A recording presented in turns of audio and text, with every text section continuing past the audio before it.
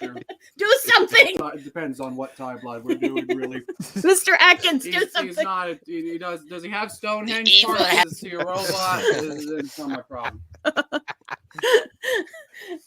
Shoot him 6 times. I shot him 6 times. I got it. All right, guys, we are live. Welcome to the Horror Hangout live stream. This is our Halloween franchise spectacular. Yes, our Halloween special. And I am Sean Patrick Erschen from the Horror Corner. And we have here the Horror Miser, Monty G. Yay. Right. We have Jen and Christian from Jen's Reviews from the Grave. Tonight I'm answering to Lori. Sorry, Laurie Strode from Haddonfield. And Tom Atkins. And Tom It Atkins. was I'm just Not Tom Dr. Atkins. Dan, he's Tom Atkins. No, I'm just Tom Atkins. and Michael Myers just came in. I thought I hid well, but he figured out where I was. Never hide. And our special guest this month, Michael Myers 101, coming back Hey, from guys. 3-year absence. Yay. Yep. And tonight we are talking spoilers, baby. Halloween Kills. We're not going to leave any stone unturned. So if you guys have not seen Halloween Kills, catch us on the replay. Because we are going to spoil the hell out of Halloween Kills, and that's going to be our first topic of discussion tonight. Yeah, so That is Halloween Kills. yeah, so if you haven't seen it, go to Peacock if you have it. Yep. Yeah. Go watch it, and then you can watch the replay. Turn back now, people. Or go to the Enter at your movies own and risk. see it. Yeah, I'm with Sean. Go to the movies if you can. Yeah, definitely. Yeah, because it's just not the same, you know. And I did watch it on Peacock afterwards, and it is just as great seeing it on Peacock, but you don't get the sound and the intensity, you know. There's just something about seeing it in a Halloween movie in the theater, you know. Exactly. Yeah. Mhm. All right, so let's get into it. Open discussion. Halloween Kills. What did you guys think? Let actually Michael Myers talk about it. yeah, go ahead. Yeah. Yeah, you go first. Yeah. Well, I mean, I really liked it overall. I thought it was really fun. It's it's definitely something I'm going to be watching every year along with all the other movies in the series. I just had a lot of fun. Went and saw it with my friend. It was really cool. I mean, I didn't think it was like a completely perfect movie, but overall, I really liked it. The kills were absolutely brutal, totally violent, and yeah, I loved that. Very cool. Hmm. That's for damn sure. Yeah. When this movie is good, this movie is wonderful. This is excellent when it's on point and got the ball. It's just excellent. Yeah. Mhm. All right, we got the Q's reviews in the house. Quentin, hope you're doing fine, Quentin. Yeah. Yeah. Yeah, man. We also have Heroic Waffles. Yo, waffles. Hey, welcome. Welcome, Waffles. Welcome to the show, guys. Mhm. All right, Jen and Christian. Oh, we got Hobbs Horror. Hey, Hobbs. Hey, What's how's up, it going? Hobbs? Hobbs in the house. So, what are our? Okay, they don't care about me because they probably already know about mine. But Mr. Atkins, everybody's just dying to know what you think of Halloween Kills. That's okay. I like the movie. I like the movie a lot. I'm not gonna lie though and say that it is one of my favorites of the year. Honestly, having watched both of them recently, I still kind of prefer 2018 to it. I like Kills, like she said. When Kills is good, it's really good. But Kills also has a lot of low points, in my opinion, especially towards our climax. We'll get into that. Yes, For we'll get into that one. for my 2 cents, I liked this movie more than Christian did. I was having fun. I was going, I called it. I loved it, and you guys might disagree, but fucking Anthony Michael Hall, my boy, I was like, yeah, man, I'm with you. Yeah, you proved all of them wrong. You're awesome. You rock. And I thought that Jamie Lee Curtis did a fantastic job. Yes, she's taking a back seat in this film, but the scene she has all on some of the highlights of the movie. It also hit me in the feels, particularly when Tommy comes into the hospital and says, you protected me 40 years ago. Tonight I'm protecting you. That hit me legitimately, and I'm not being funny when I say this. That legitimately, I kind of got hit in the feels with that.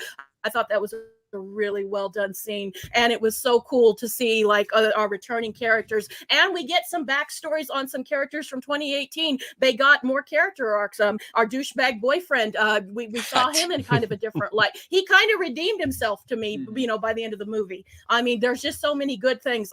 But I do have issues with the ending, which we'll get into. But up until then, I fucking loved it. I loved it. I can't tell you if I love it more than I love 2018. I think I do, but I don't. But we'll get into it. Sorry, guys. That's okay. Well, as far as I'm concerned, I did enjoy the movie. I thought it was good. It's not great. I do prefer 2018 better than this one right there. Just like y'all guys said, when it's good, it's good. This is the most brutal I've seen Michael since Rob Zombie's Halloween 2. As I stated before, I mean, when they say kills, he does kill, and he does kill in very violent, gory, bloody ways. So full moon, and very sadistic too. He's very mean spirited. Yeah. Yes. You know, almost to the point. If he actually had an emotion, which we never say he does, he's actually like he's pissed off. Yeah, that's exactly what I was thinking. Yeah, I was too in the movie. Is when it comes to the Halloween franchise, I'm actually looking forward to see how Danny and Dave are going to conclude this particular story. I like the inclusion that they did that fixes this movie with the original one. So I thought that was clever what Danny McBride was able to write into incorporate it. It was nice seeing a not actually, yeah, from what I understand, because I actually had a podcast with my friend Mark, and Mark last night couldn't find out that was not digitally enhanced. That was an actor dressed up as Donald Pleasance, and they did a pretty good job presenting it. So I really enjoyed them doing that, and that's so much that at least that shows that they respect how well and how great that character is. And glad we didn't have to see Saffron in this one. But like I said before, there are some parts I didn't like. Definitely did not like the ending part of the film, and I know I understand that because we have to have a concluding part. So, you know, it could have did for me. It could have done a better way, but still, overall, it's a decent slasher film. It's a decent picture film. It's definitely better than some of the other entries in the series, and anything better than that Thorn trilogy crap. Well, we'll be getting to that later, won't we? Yeah. Well, as far as I'm concerned, I did really enjoy it. And like most of you said, there are issues, like Michael Myers said, and I acknowledge them, and I'm well aware of them, and it's hard to ignore. The main, I'll say the main thing I didn't like that that made me cringe is, the whole aspect of the town getting together and, to stop the monster and it's cool on paper, but it was not executed very well. And the whole thing that really pissed me off was that they mistake that one escaped mental patient for Michael Myers. I'm like, come on, you guys don't know what he looks like yet? Like, so he was in the sanitarium for 40 years without a mask. And I'm sure he was on trial without the mask, and he was probably in the news, Come on. Nobody knows what he looks like, and they Go ahead, Jen. I guess I could play devil's advocate here. Like Sean and Christian pretty much made these same points when we were at the movie theater that you did, Sean. And I've heard other people say that, and I kind of agree with you guys. But to play devil's advocate, I guess they're trying to, and I don't need to explain this to you guys, but like I guess they might be trying to go like how people get in mob mentality when they're in people are dumb when they're in a panic and they're not thinking clearly and we make dumb choices. I have heard that argument, but I do get your point, Sean, because like you said, most everyone in the town probably knows what Michael Myers looks like. My issue with it is basically not the execution. I like the idea of it on paper, but I just think it was executed poorly because, as I said in our review, I don't believe that the entire town of Haddonfield would care enough about Michael Myers to make a mob. He's killed 4 people in the 70s, and as far as most of the town is aware, he killed a couple people at a gas station that day. They don't know about any of the other people who died in 2018 for the most part. I don't buy that they would have formed an angry lynch mob that quickly. If it was just the people like at the bar with Tommy, I would have totally been fine with it. But the whole town, I didn't buy. I thought it was kind of ridiculous and goofy. I get that, but this is a theme that has been in Halloween movies before. We destroyed the Myers house, and then in 4 we have the which is one of my favorites. So I guess I was a little more forgiving of it just because 4 is one of my favorite films in the series. So I kind of like that. But I guess I do get your guys' point. It might have could have been executed a bit better. But I did like what it said about mom mentality. I've always loved grab your pitchforks, grab your guns. There's something very I don't know about that. It's a cool idea. And I'm sorry, Sean, I didn't mean to interrupt you. I'm sorry about that. Oh no, not at all. You make some great points. I do I get that they're trying to make that point about people do dumb things when they're in the heat of the moment and the heat of passion or whatever, But it just was not done well. No. I like the I do like how I liked Karen's role in it, where she was trying to help the guy, save him, and that was another one that kind of hit me in the feels too. Yeah. And then I liked how later on, where he grabs Michael's mask off and makes him chase after her, and then she leads him into the mob. I thought that was pretty cool. I did too. And they all surrounded him, and then, that was a great scene. And I like how Michael just stops to pick up the mask. Well, let's do this. And it's just no, all that stuff's great. It's what immediately follows that is where the movie falls apart, in my opinion. And it's a really cool thing when Karen is like looking at Tommy and he realizes, oh my, it's too late to go turn back, and the sheriff too. And I love also the sheriff in this scene because he just knows that it's beyond his control and he just gives up and just sits on the stairs all defeated. Yeah, and the scene with his hat in his hands, I really love that scene. It's these scenes that really are where they hit the movie market emotionally. You really go, God damn, you just go, oh, you really are put in these people's shoes. Yeah. And I do think like what Lori said was perfect, where she said this is Michael's masterpiece. Because this is Michael's movie all the way. Just Michael on an absolute rampage. Yeah.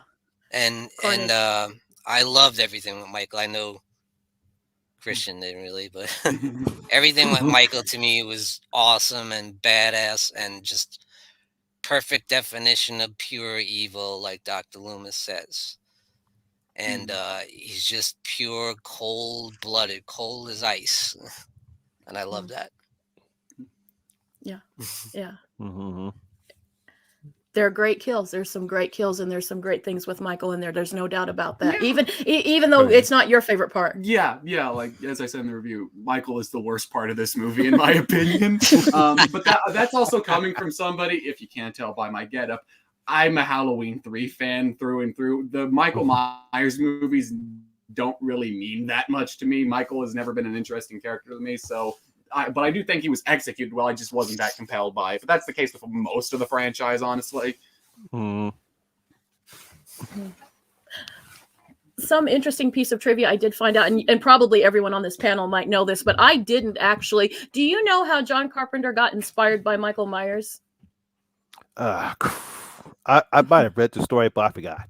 It's like a patient in a mental hospital, right? Like a little You're kid or something? you're exactly right. He was in college and they went to a mental hospital. They were touring it and he saw about a 12 or 13-year-old boy, and the kid just had like Dr. Loomis says in the monologue, the blackest eyes. He just had a psychotic stare that just creeped out John Carpenter so much he never forgot it. And that's kind of how Michael Myers was born, was through this particular one mental patient. I thought that was an interesting piece of trivia. Yeah. Nice. I didn't know that. Yeah, because I remember hearing about that, but I was because most like this how Wes Craven created Freddy by remembering the janitor at his school and a kid having read about a kid having nightmares, and he just blended the two together. And it seems how real life plays into the minds of these director writers, and now so they come up with these characters. Yeah, exactly. And that's what probably gives them this so much believable. That's what makes it as fantastical as Michael Myers is. There's also something very familiar about it and something we can all kind of cling on to. Totally. So, Absolutely. What did everyone think about Evil Dies Tonight? I know you hated it. The line. Bad. You could play a drinking game. I kind of liked it when Jamie said it, but they really played upon it a bit too much that it was starting to get on my nerves. It's like, okay, yeah, just kept saying right, it over and over and over again. Evil dies tonight. Evil dies. Okay, we get it. You want to kill him? All right, stop saying it. Oh, man. I guess I'm the only one. I took it as a rallying cry, and I was like, oh, I was all in. I was like, Evil dies tonight. I think I drove Christian to crazy going on. Evil dies tonight. Did you guys feel like there was too many like one-liners and with like the exposition, like kind of different people saying these Dr. Loomis type things about Michael? And it didn't bother me. Most of it didn't really bug me. I know there was one that did bug me, but I can't remember. I couldn't tell you what it was. But I do remember there was one line in particular in the middle of the movie that really bugged me, but I can't remember it right now. But for the most part, no, I didn't bug me actually.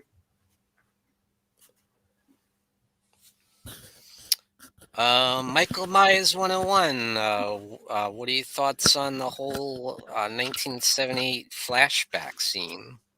I thought that was really cool. I really loved that part, and it seems like that's what a lot of people have been saying. They really liked the way it was like filmed, kind of the cinematography and everything. And I loved how it was like a lot of great character development for Hawkins. I thought that was really cool. Yeah, kind of getting to see more about him, like why he is the way he is and everything. Because it was like things that were barely touched on in Halloween 2018, and they really like expanded that in this one. So I liked that. Yeah, I thought that was a nice little plot point, and I was glad to see him back. Because that was one of my gripes with 2018, that they killed him off. I'm like, come on, this is one of the best characters in the movie. And I thought that was a great way. That's one thing that this movie streets. Good. Showing that. I'm sorry, I keep interrupting everybody, and I'm being a big pain in the ass, and I apologize, guys. No, but the one thing that I think this is one thing I really found that the movie was really the strengths. We really, and it doesn't matter which character, we really do get insights into these characters, even characters we think we know, like with the scene with Laurie and Hawkins in the hospital. Everybody has these, like Lonnie has scenes where we thought he was just this bully, and then we realized he was this scared kid who was being bullied himself. And the douchebag boyfriend, I thought he was a real douchebag. And then when we're opening it up and he helps Sheriff Hawkins, I thought, maybe I misjudged this kid. I mean, his dad are really good too. Yeah, the scenes with his dad. That's where what this movie's strong point is, and I know you guys love Michael, and I can totally get behind that. But I think for me, where the strong movie is like learning a little bit about characters, both characters we thought we knew so well and ones that we didn't know so well. All of the stuff I really love about this movie are all small character moments that Yeah, and I think that's where this movie's really strong at.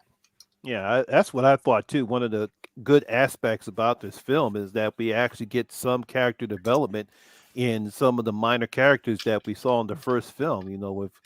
And we didn't even know that these characters are like that, especially with the boyfriend. He was a total douchebag in the first one, but now all of a sudden, I guess he realized the mistake that he made with Allison and saying Allison that he really cares, and we actually feel sorry for his death. When Michael beats the crap out of him, stabs the crap out of him, beats the crap out of him. That death is so mean. Yeah, it was just so brutal. Yeah, right in front of her. That's the worst part. That death is so mean spirited, and I love it. Yeah. It's one of my favorite deaths in the movie. Is that, and then of course everyone. Go ahead, John. I was just gonna say I like how you thought he was done, that he was just gonna leave him there and go after her. But she's like, you know what? I'm gonna finish the job. Yeah. You watching? I always thought in his head he was thinking, "Hey, you watching? You watching? See what I'm going to do to your boyfriend?" That's like, watch this. Yeah. Look at this. Hey. Look at it. Yeah. And of course, the kill with "Hey, Michael, this is for Dr. Loomis." Oh, I think yeah. everybody loved that. Oh man. I was just gonna say, so what'd you guys think of the returning characters from the original film, like Lee Brackett and Marion Chambers and Lindsay Wallace? Great. I really didn't have a problem with it. I get why Danny and David decided to bring those characters back. I guess they wanted to show they were respecting the original. I could get Lindsay and Tommy, but I don't get Marion. Why bring her back? She was From the dead. Yeah. You had a problem with that too. Yeah. Like when they were, I can't remember if it was the first trailer where they announced that they were bringing all those characters back. I immediately thought, oh, it's just going to be a terrible fan servicey moment that they're just going to be there one scene to get killed. But no, I was pleasantly surprised with how most of them were used. Like I joked in our review that my favorite character of this movie was Lonnie Chambers. I never would have expected to say that if you just watched the first movie. I found his storyline really compelling and interesting. So, and they really built him up in 18. Yeah, you didn't know it, but they did. I am kind of with Monty. I understand why she's there because it's a whole support group of that. It does feel kind of weird that Chambers would just be like, okay, yeah, I'm friends with these kids who also were hunted by Myers. That was a little weird to me, but I always saw it as that they were soldiers that had gone through a war and they understood what they could only understand what was going on. I can understand that. But I also can see your point. Yeah. I can understand you. I think I like a lot of the new characters. But I do think the scenes like in the bar scenes. That's right. Go ahead. No, I think it just kind of bugged me, like kind of what you were saying, like the kind of the fan service. I felt like it was kind of too much of that because I feel like none of the characters that returned really had much of like an impact on the actual plot, like the direction of the story, basically. Even though they were all really likable, I felt like Lonnie was really, Tommy. Tommy was like kind of the only one that really had an impact on the story because he was actually like gathering the mob. But I felt like the rest of the characters were just kind of just there and ended up, just getting killed basically. I think, a lot of that was like fan service in a way. Definitely. I do have a suspicion that Lindsay's going to play a big part in the next film. Yeah. I do have that kind of I hope so. That'd be suspicion cool. that she might have more of a story. Yeah, I liked her I scene. I thought she was good. Yeah, that was a cool scene. I really liked that scene when she stops off to help the kids, because they're alone with a maniac on the loose, and they're sitting there on the playground, the swings, and she's like, "Go home," and they're talking about, we saw this guy, and he's right there. And those kids were awesome. They were little jerks, but they were awesome. Yeah, I like that. And the atmosphere in that scene when he chases her through the woods, I thought was great. And James Jude Courtney, unbelievable in that scene too. So, who liked Big John, Little John?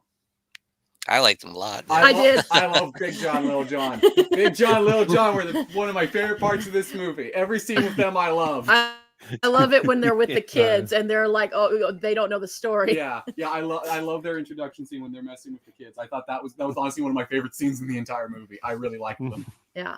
I had to They were laugh amazing. when he's dancing to the old records. Mm. I just thought their dialogue really bugged me. Like they're always just like Big John, Little John, Big John, Little John, and then when the Big John gets killed, Little John's just like, Michael, you came home. I just like thought it was like really weird for him to Yeah. say. I thought he'd be like running and screaming and Yeah, stuff. that was a little weird. Like, dude, That you was a just bit killed weird. your. Yeah, they were really fun, and I think they were. That's one thing I wanted to ask. How did you guys feel about the comedy in this one as opposed to 2018? Because I know a lot of people had problems with 2018 with the comedy. How did you guys feel about? Because there was less humor in it, but did it work better for you guys I really didn't see when we any did have comedy. kind of humorous moments in this movie? I really didn't see any really humorous moments. There was a few places. Well, everything with those two was pretty much. I mean, other than that scene, Yeah. but I really didn't see any forced humor and attempted humor. I just thought that's just how they were. I thought these were a couple, you know. Yeah. Unlike Karen's husband in 2018, you know, that was just plain bad forced humor. Yeah. Oh yeah. Yeah. Here Peanut I butter on your think penis. I think Danny decided not to interject in it because I think once I'm pretty sure he got the callback saying, Danny, no more of that forced humor. They didn't like the peanut butter on the penis joke. Thank God there wasn't another I stupid did. scene like You did. these guys Of course talking I about did. their sandwiches. Have you ever heard Cops. of Yes. French I was baguette very- sandwich? Like, Oh yeah, the what banh hell mi's is and all this? that stuff. Yeah. Oh my. Yeah. Oh my god. Again, I really like that. I will disagree with you, Monty, though. There was one moment in this movie that I burst out laughing very hard at. It was the scene with the doctor getting shooting herself in the head by accident. That Oh, yeah. I laughed Oh, my yeah. ass off at that. You're a monster. Yeah, I love that bit. Crazy. I like, damn. And that was no joke. Neither. I mean, that was a decent gun too. I think it was a Desert Eagle that Yeah, she it's like a had. Desert yeah, Eagle, no. I think. A Desert Eagle. And then Yeah, she's like, Desert Eagle. No, I love it when horror movies have like characters who get killed by their own stupidity or lack of awareness or the surroundings. That's why I love Tucker and Dale so much. That was like some Tom and Jerry shit. no, I'm And like, I thought it was also funny. Hey, Michael. Yeah, I love the This is for Dr. Loomis one too. That one's funny. I didn't have a problem with the humor this time. I actually liked it. I thought it was fun. It was never over the top, and like you said, it was never forced. Yeah. I just thought it was pretty Yeah. solid. I think it worked a little better. Yeah. Yeah. I think they did. I agree with you, Money. I think they got like a memo to kind of tone it down a bit. Probably. Or listen to the people. Maybe they watch our reviews and listen to us. So that's one thing that I will say. They do listen to really you seem to guys. care about the fans. mhm. Yeah. I think they do appreciate the fans. So Oh no, and doubt. it didn't get in the way of the plot or anything. you know? Uh-oh. yeah. And it Was didn't that bog it somebody's down because I know a ringtone? lot of people with 2018. It was mine. I'm sorry. Sorry about that. I forgot to put my phone up in the bedroom. Sorry. But it wasn't like stop the movie. We're gonna do a stupid joke like the sandwich thing. Mm. It doesn't get in the way.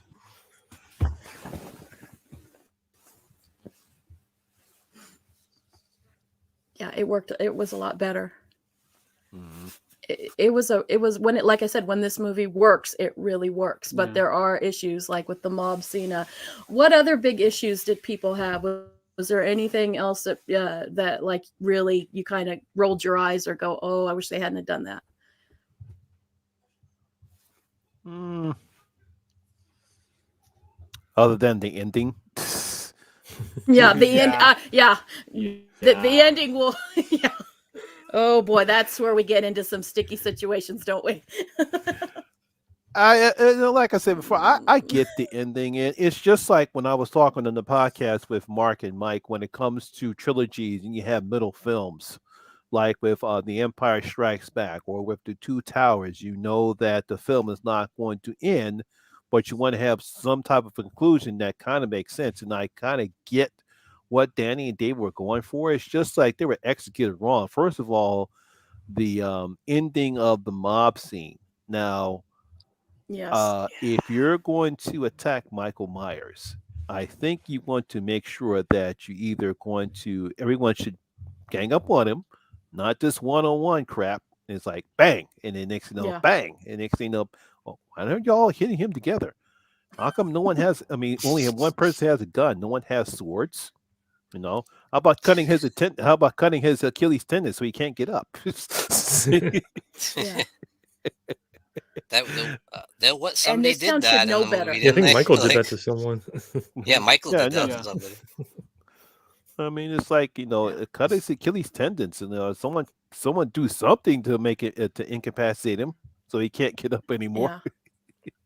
Yeah. And I mean, we're fine. Like 1 minute, everything's See, that's my problem is the fact that like within the span of like 30 seconds, it goes from, we're fine, we defeated Michael Myers, it's all great, to every single one of them being dead out of nowhere and Michael showing no fucking like weakness or anything from all the damage he's taken over the last bit. Because they beat the ever-loving shit out of him, they shoot him, they stab him, and he just immediately gets up, starts killing all of them in 30 seconds flat without any effort. That's where it bugged me.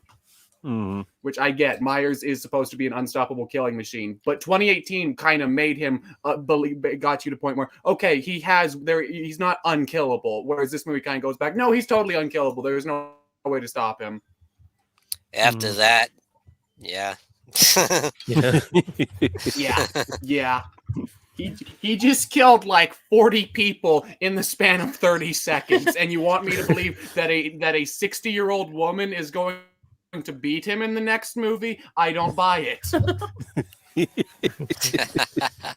And That's a good also point. That's a Karen. good point. Can we talk about Karen for a second? Yeah, and the fact of Karen, that was. And you put up a good point, because what about Allison? How did he get back into the house? Yeah, because Allison's on the Yeah, I steps, didn't right? get So and a bunch of paramedics and cops. How did he get back into the house to kill Karen? I didn't even think of that till Christian brought it up, and I'm like, yeah, because did he hurt? Teleport like Jason? Did he kill the paramedic? Did he kill Allison? Yeah. That's my first thing was, wait a minute, how the hell did he get back in the house? Yeah, the same thing. I was like, what's going on here? Yeah. You got some explaining to do. Just going back, I said before, it's going to be interesting to see how Danny and Dave are going to try to explain this, because I'm pretty sure they're going to have something that's going to make some sense. Because you can't have you don't want to you don't want to insult the fans' intelligence. That's the worst you can do, especially horror fans, because we've seen enough dumb stuff from horror films. Yeah, we know people make dumb decisions during horror pictures, but when you don't execute a plot that's plausible, you're going to piss off horror fans. Exactly. But better yet, And why I know did this she is a even bridge go up movie. there in the first place? Just because she Yeah. saw Yes. a little vision of, she saw a vision of Michael as young Michael. Like, what was that about? Yeah. Because she's the final girl from Jason Takes Manhattan suddenly. Did How she did meet everyone Michael feel when about he was her 6 death? years old? Yeah, how does she know what he looked like? I guess she could have seen a picture. Yeah, it's a good I'm point. sure Lori probably would have shown pictures, but like, yeah. How did you Michael guys a feel about her ghost death, now or though? something? Like, are we sad about her dying? I mean, I guess we kind of knew going into this film somebody, from the Strode family had to die. I'm surprised they didn't kill Lori. I was really surprised by that one. I wasn't. I know, I figured that's the saving one her I for was the third. expecting.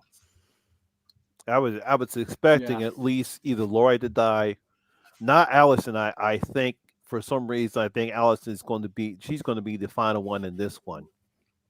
Yeah, the me final too. one. This one. But then again, I really don't know if Karen's dead. I have the funny suspicions I was that gonna say, you think she really is, because I don't know, they kind of left it hanging. Yeah, I know. Yeah. Yeah. Is Tommy dead? I don't want Tommy to Tommy be dead. got his head crushed. Someone tell me there's a hope for Tommy. Tommy got his head crushed. I don't want Tommy He dead. got his head smashed, right? He's done. yeah. Michael with that. Negan style. Yeah. Michael Damn with it. Negan style and Tommy. So I Damn it, think I'm, Tommy's hoping- dead. Oh, But was it's hoping like he'd make it. if Karen ends up surviving, then it's like, oh come on, now you had Will Patton survive after he got ran over, and now you're gonna have Karen survive. No, he Stupid, didn't get run over. Saffron stabbed him in the neck. No, but she ran him over right after that. Yeah, that's true. You got run over. What's up, Ben? It's a Hey, Ben Ben. Urban. Jacobston. Yeah.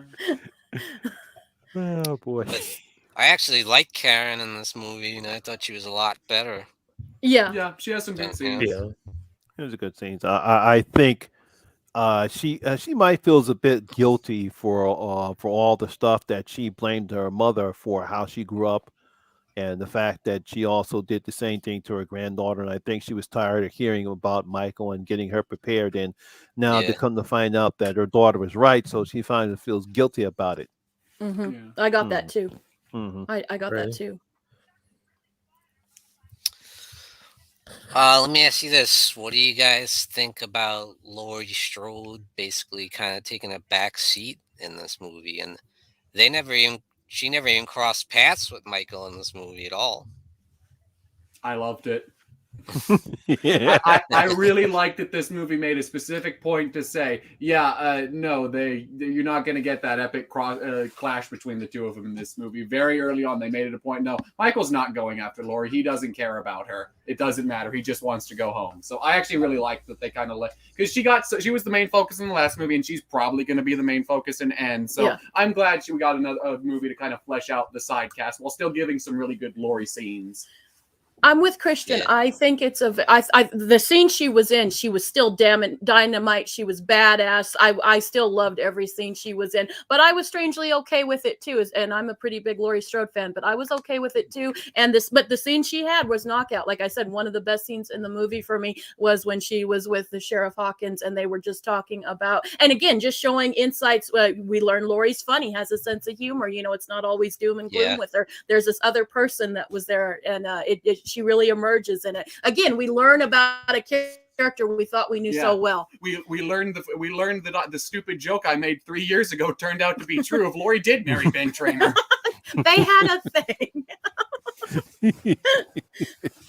But I know some people were very wanted a little more of Laurie, but I surprisingly was okay. And I'm very self-assured that in the next movie Laurie's going to come back strong. Absolutely. And we're going to get a lot more of Laurie. So it was kind of cool.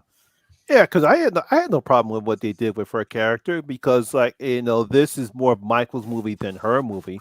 I mean, she was the main focus in this one, and because they took away that brother sister thing, so Michael's not caring about her. He just wants to go back home. So why is he interested about a babysitter that he ran into 40 years ago?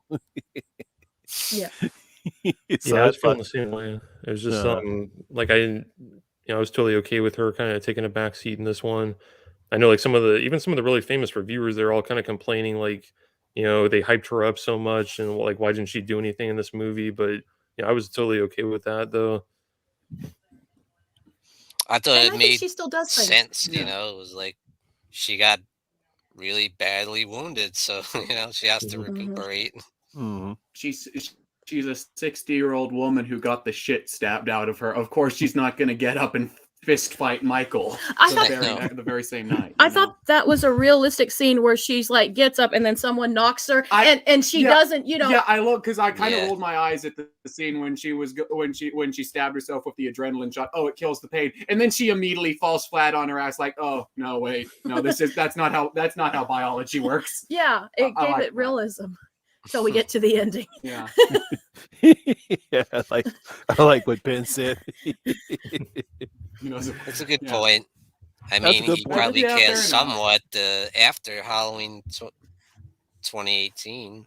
Mm-hmm. Yeah. What about the fire scene? What did everyone think of that? Oh god, the firefighter scene. Are you glad that the petition didn't work out? No. I kind of wish it did because honestly, besides the ending, I think the firefighter scene is like the worst part of the movie. I liked it. I thought it. Why? I thought it was Oh weirdly man. sloppy. To me, it was weirdly sloppily shot. It didn't work well, and I didn't buy that a group of a bunch of firefighters are gonna take on Myers one-on-one. They would just mass group and curb stomp him. I didn't buy that. I found that silly that they just like, oh, Jim's dead. I'm gonna go. Oh no, I'm dead. Oh, Randy's dead now. Oh well, I guess I got a circular song. Oh, I'm dead now. You know. No, I thought that was a little ridiculous. I thought it was cool, damn it. I thought it was funny when the guy like is shooting the hose at him. Like, really? You think that's gonna stop Michael Myers? The first thing I said when that scene took place, I'm like, "That's what you're gonna do? Shoot a hose?" My first thought, I said, "Oh no!" I said, "Chris is going to hate this." Yeah, I did. You're right. I said this in a review. I think the movie worst parts are its beginning and its ending. The middle of the movie's fantastic, but I don't like that fireman scene. What about Lori screaming, "Let it burn"? That was fine. I love that scene. Fine. I love that scene. Yeah, that's cool. Mm-hmm. No, I know what what they about did. you, Michael Myers 101? What'd you think about the fire scene? I thought it was cool. Yeah, I mean, yeah, the that hose just didn't seem powerful enough. I mean, I've seen way more powerful hoses and stuff. So I was just kind of it was kind of funny, but yeah, I mean, I thought it was it kind of like set that tone of just like how brutal this movie is like right away, and like the intensity of it. Just seeing all the fire behind him and having him like step out there in that like epic shot. I thought that was really cool.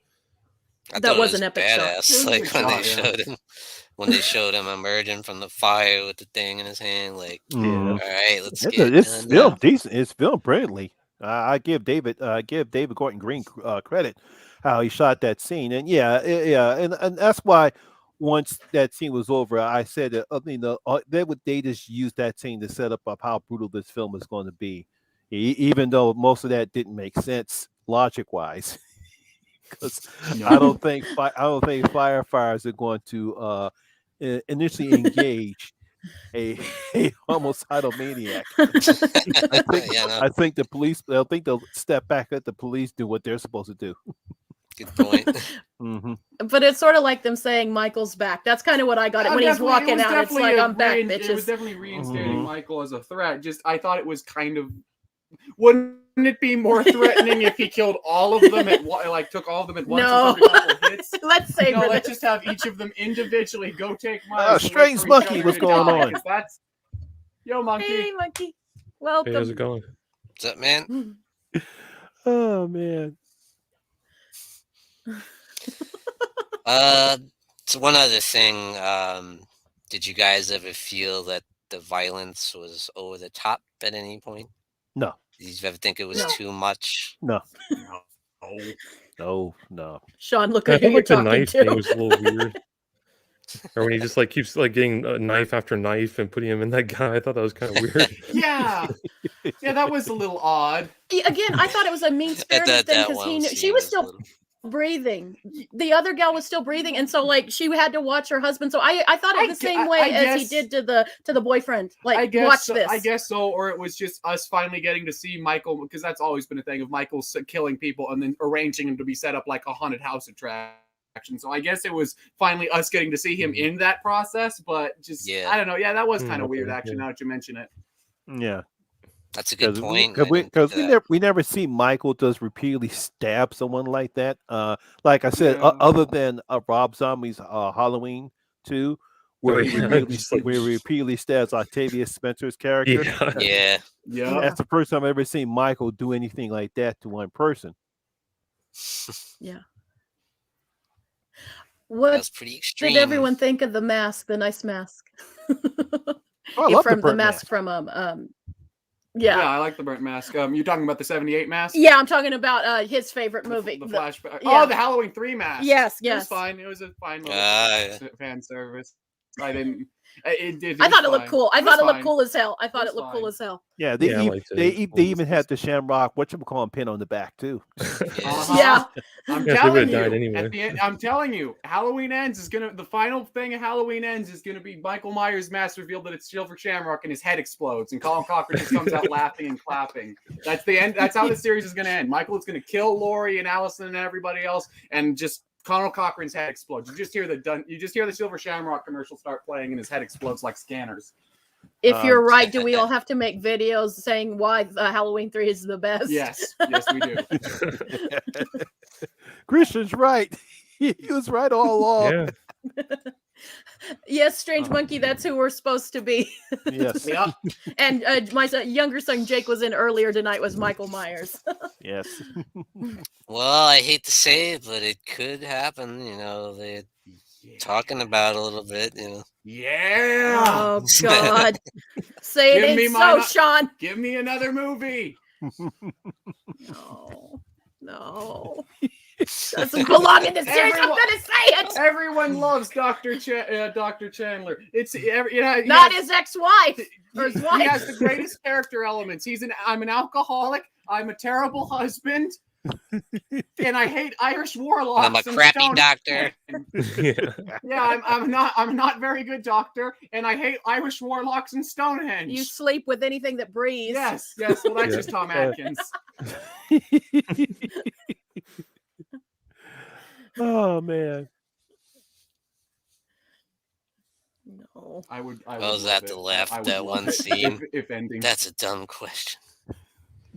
That's a dumb question. Yeah. Oh man. Not What's part up? of my Halloween. Another season of The Witch, damn it. Or just another anthology movie. It doesn't even have to be Return to Season of the Witch. Just give me another anthology movie about Halloween. Like a total random Halloween story. Hey, Yeah, I got an completely idea. Let's random.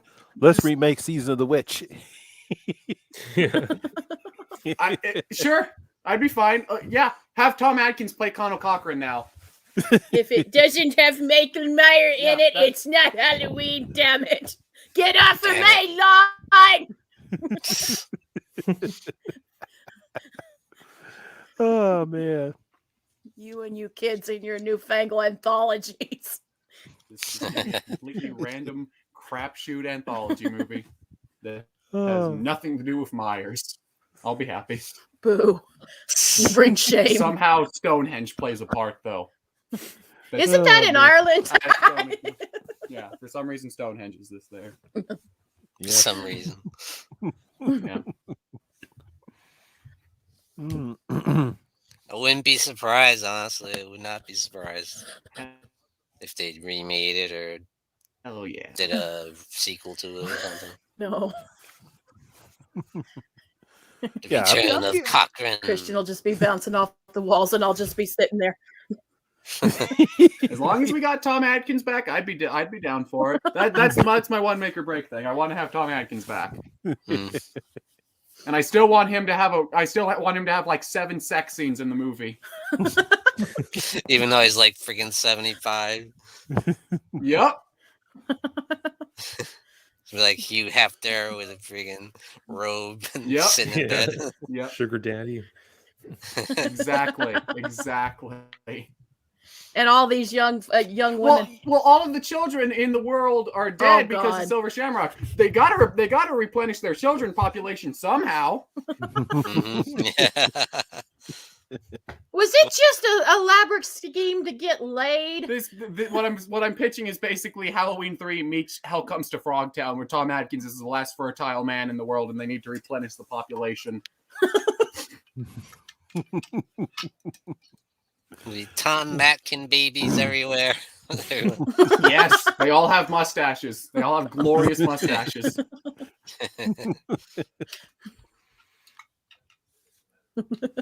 They could put his Oh. brains in animatronic. They When could. did Michael dies? Oh, they could. Thank you. No. Yes. God. Yes. Thank you, Ben. Ah, you High want the five, return bro. of- No. Thorn cult baby. I forgot to put my That thorn thorn. coat on tonight. Damn yeah. it! If the explanation for how Michael I'm got gonna up see at the end Michael of with the this movie- thorn symbol on him when he Oh, dies. God. Or No, I'm for that. No, Yes, No. yes, yes. no, yes. no Thorn quote. No Dr. Thorn. Wynn and the Colt back. Oh, Yeah. God. Yeah, yeah. No. You're my people. Yeah. No. All of us will need to be sporting the thorn tattoo. Power of the thorn, baby. No. Also, Moon, you're wrong. You're wrong, Moon. Oh, full moon. Uh-oh. man. Christian. Christian. No, it's not. It's not. I It's raised the- him wrong, Moon. It I is- raised him wrong. It is factually the best Halloween movie. Oh man. Yeah, I'm all for the thorn cult. You think the thorn cult's gonna play any part? I in it? hope not. I hope not. I'm with you on this No. one, Christian. You never know. Yeah, just no. If the opening of Halloween ends is just revealing, oh, Thorn Cult did it again, I'm walking out of the theater. I'm just walking out of that theater. Fuck you all. Oh man. So what's up with all the critics hating on this movie though? I don't get it. It's Yeah, I it's didn't like, get that. It's like one of the never critics like I horror read. movies. One of the critics didn't Unless like it's the put ending. out by A24. Yeah, the critics actually liked the last one more than the fans did, like according to like the ratings. Mm. Kind of weird. Mhm. Yeah. Mm. Why do you think Got that? Why great do you think that is, reviews. though, guys? Why do you think it is that the critics aren't are hating on this film? Because I do have issues with it, but I also think it's a really fun movie. I really enjoyed it, but even with its problems, I still really do. So why do you think critics don't? I don't know. I can't put a stamp on it as the reason why. Something excuse me, because I watched Chris Stockman's review of Halloween 2018. I mean 20 Halloween Kills, and I can get some of the points that he's making. When it comes to actual filmmaking is concerned, Yeah. I get some of the stuff that he was saying, but I would disagree because I think when you look overall, he's a horror fan, and basically this is some of the basically when you look down as far as the story making and the type of story that Danny McBride wrote here, and simply it's just a continuation of what they started with 2018, and this is a middle thing. Excuse me. And I think when you look at trilogies, and when you look at trilogies, especially like say with Back with the Future trilogy, and how that film ended, and I think this is playing more to that trilogy as opposed to like say the Lord of the Rings or with the Star Wars original trilogy is concerned. Maybe something is, put it this way, it's not Attack of the Clones. It's not as bad as Attack of the Clones was when it comes to middle. Yeah, No. no. It's not Nothing's like bad as Attack of the Clones. Although I would love it if Michael just has a monologue where he talks about how much he hates sand. That would be great.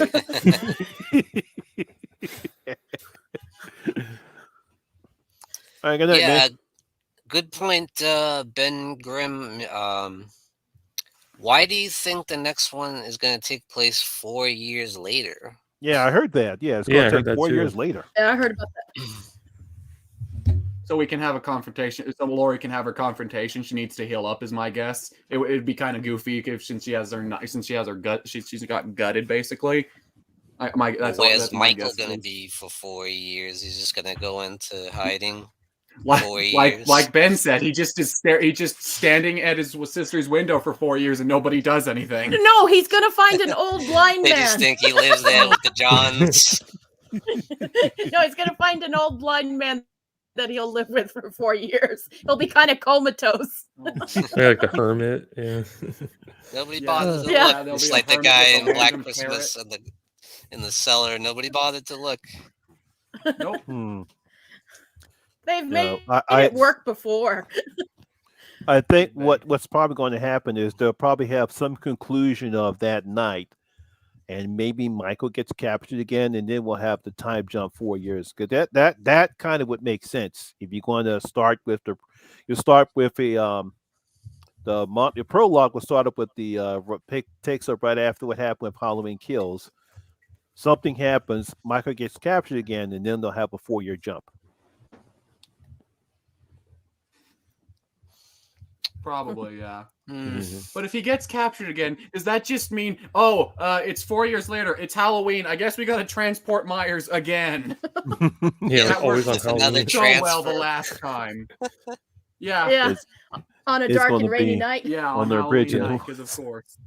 Mhm. Somebody transport that man on Christmas.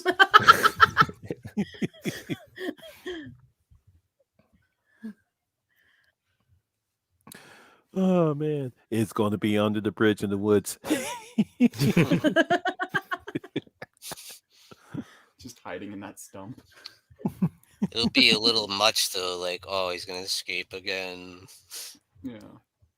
Maybe Mhm. they'll pull some magic. Maybe they're going to do something we couldn't even think of right now. Like maybe they've got some. I'm hoping they have some magic in their pocket, and they're really going to fix the ending to this one and make it work. I'm rooting for him. I really am. We'll get the return of Hobo Myers from Rob Zombie 2.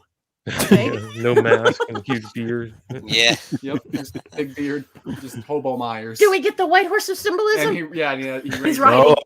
No, Right. no, no, no. Don't want to see any more white Love effing hurts. horses. Bring back Deborah. Love scars. Don't want to see Sherry Moon Zombie on the white horse. Yeah. Yeah, it's still Sherry Moon Zombie, even though it makes no sense. It's still Sherry Moon Zombie for some reason. Okay, I would admit, like I'd be sitting there going, "Oh my god, wow!" I would give him respect if they. It would make no sense, but I would respect it if they just said, "Here's Sherry Moon Zombie again on a horse." But she's dead. See, since Tommy's dead, we got to have people to form a new lynch mob. It'll be Buster Rhymes. Oh, God. And it'll be Buster Sherry Rhymes. Moon Zombie forming the next lynch mob to go after Myers. Interesting. Yeah, that's interesting. Okay. He said CP saw a test screening and said that there were different parts and an ending. Test screen was better. Mhm. Oh, okay. Something for the DVD, right? For the Blu-ray. Oh, yeah. Blu-ray, Oh, yeah. yeah. Mm. I suspect that there's a bunch of stuff that got cut out of this movie. Didn't you say there's an alternative ending? Yeah, there's an alternative ending, and there's supposedly like 40 or 50 minutes of cut scene. So I'm guessing that there's a lot that more in this movie than what we saw. What's up, Drum Smash? Interesting. I mean, they'll do like a director's Drum. cut. Hey, Yeah. Yeah, that's what I was just thinking. that'd be cool. Maybe there's some alternate ending since everyone seems to hate this one. Yeah. I would like that. If we get a director's cut, do you think it'll be like the producer's cut with 6, where Oh, it'll defy no, the fan? not It'll be like a again. Not again. Release the green cut. I know exactly. Yeah. It's like 7 hours long. You got 7 hours I long can and see 8 most parts. of us sitting there. Yep. Like none of us would be happy, but we would be pulling out our wallets and paying to see this, even though none of us are particularly happy. Did you guys actually see Alright. the Snyder cut of Justice League? No, I haven't. No. Yeah, I haven't seen it. No. I don't have No. that kind of time, man. I 4 hours. Learn how to fly a plane in that time, man. Oh man. I could row a boat to Ireland in that time. Yeah. There you go. Oh man. So, you guys have any other thoughts on the film? Anything you wanted to point out, or Anything with you, Spark? No, I can't think of anything. Pretty much hit on all my stuff I want to say. Why? Yeah, I do thank have one. Oh, I'm sorry, Monty. No, go ahead, because I said everything I said already about the film. I do just have one question. Why do you think this is splitting a horror fans right down the middle so much? Like I've seen some very some kind of unkind comments and stuff, like people who like love the film, like they'll say people that don't like the film, they're not, they're not true horror fans and things like that. Why do you think this is causing such a big rift in the community? Because it's kind of split down the middle, whether you either like it or you hate it. Like, why do you think that is? Yeah, it's because like Lee from Drum Drums, he's a huge Halloween fan, and he absolutely loved the film. He thinks it's one of the best film, not only just horror film, but best film, period. I can't really explain it, because it's weird. Because no, Brad loved it, because most of the Halloween fans that I know of, kind of Sean loved it, Brad loved it, Lee loved it. I can't see the people who are Halloween fans that I know of, and I haven't seen anyone who loved Halloween say they didn't like this film. So, but I don't know why it's so. Go ahead. Go ahead. Oh no, go ahead. I was asking Christian. There was the horror show. The horror show apparently didn't care for it that much. We saw a video. Oh, see, I haven't seen Cecil and Fragos. I didn't see them why they didn't like it. I haven't seen their review this on it. movie. They hated it. Ooh. They hated it. They said this might be the worst Halloween movie. Ooh, I gotta take a look at their. I gotta take a look to see why they hated it. Yeah. Ooh. And I've seen a few other, like not some big people, but some other people in the horror community that say, that the writing is cliche. And I'm thinking, but this is a slasher movie, and not to say that slasher movies can't be super smart. I think they are sometimes, but what are they expecting? I think some people are like, the people that are hating it, some of them may be doing it out of mean-spiritedness, or is that, am I being oversensitive? Possibly. I don't know.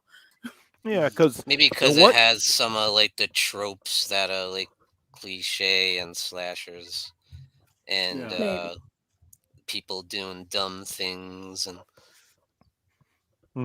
because I know dumb decisions. Because I know Mark, he said that he liked it. He just didn't think it was that good. And obviously one of the example was, he said, once again, people doing dumb decisions. Like, he didn't like the fact that Karen goes into the house by herself. What about the other people? And of course, that third act with the mob mentality thing.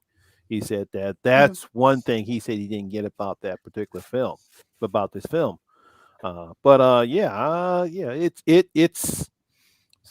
It depends upon, because once I see Cecil and Frago's video on, maybe they'll have some good points of the reason why they hated why they can't stand this film. But trust me, like I said before, you can't get it is definitely not worse than Resurrection. No, I think it's a good film. Resurrection's not that bad. But it's better than 6. We can all agree. No, we can't all agree. Yeah, it's definitely better than 6. I don't think I agree with that. No, y'all are wrong. I love you guys, but you're all wrong. There's good stuff in 6. Yeah, for sure. Y'all are fake horror fans. I don't like anything in Resurrection, really. Not much of anything. Yeah, because it's like this. Because I'm not a Michael Myers. Yeah, I'm not a Michael Myers fan, but I appreciate, what David and Danny did, on 2018 in this film right here. It's still for me, it's a good horror film. It's a good slasher film. It's not great, but it's pretty good. Yeah. Mm-hmm. Yeah. I get that. That's kind of in the same place. Like, I've been very vocal about that. I don't like the Halloween franchise that much, but it's a good slasher film, but it's not even my favorite slasher movie this year. I honestly still preferred the Fear Street trilogy that Netflix did over this. Oh yeah, definitely Fear Street. It's a good movie. Yeah, but it's there's nothing in this besides the ending that I would say is downright absolutely bad. And the ending could be made better with ends. So yeah. I really love this one, but I wanted to love it so much, but there are a couple movies that I liked better that are better from this year, horror wise. So, and I really wanted to love this movie, but I can't. Hey, horror fan. Hey, how's it going? Oh yeah, because when it comes to horror movies this year, it could be in my top 10. It could, but it's not on my list.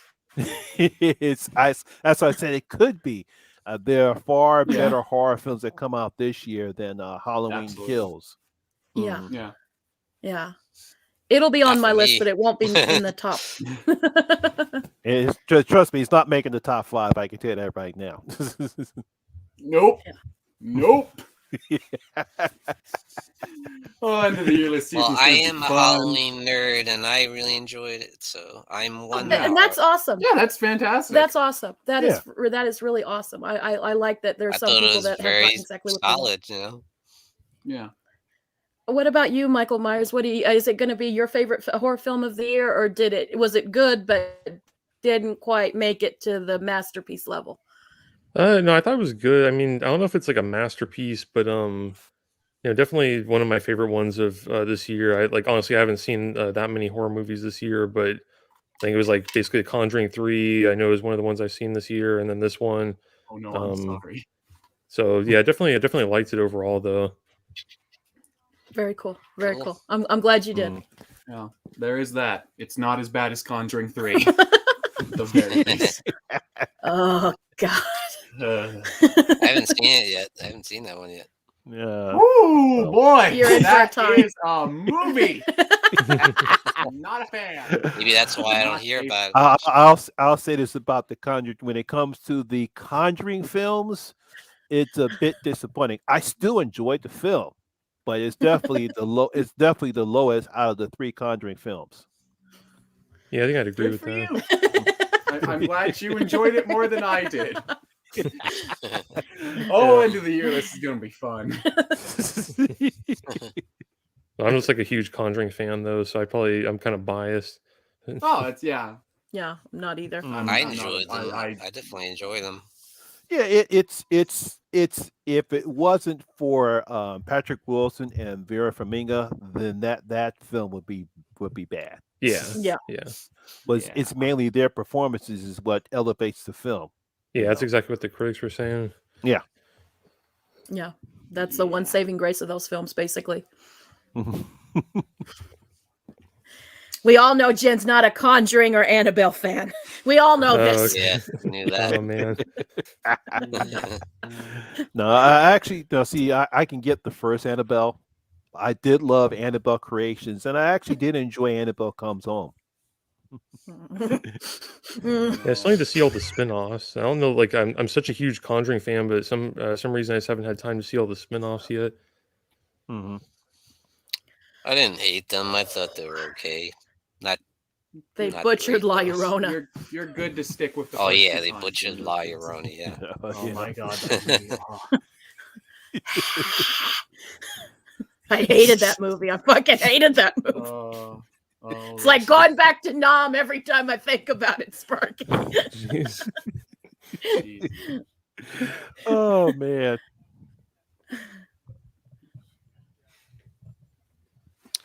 All right, guys. Moving on. We do have some other topics, but Oh yeah. Oh yeah. great discussion there. We spent like an hour on it. So, so what is the most underrated film in the Halloween franchise for you guys? I know what Jen's gonna say. Oh, you guys know what Jen's gonna say. Yeah.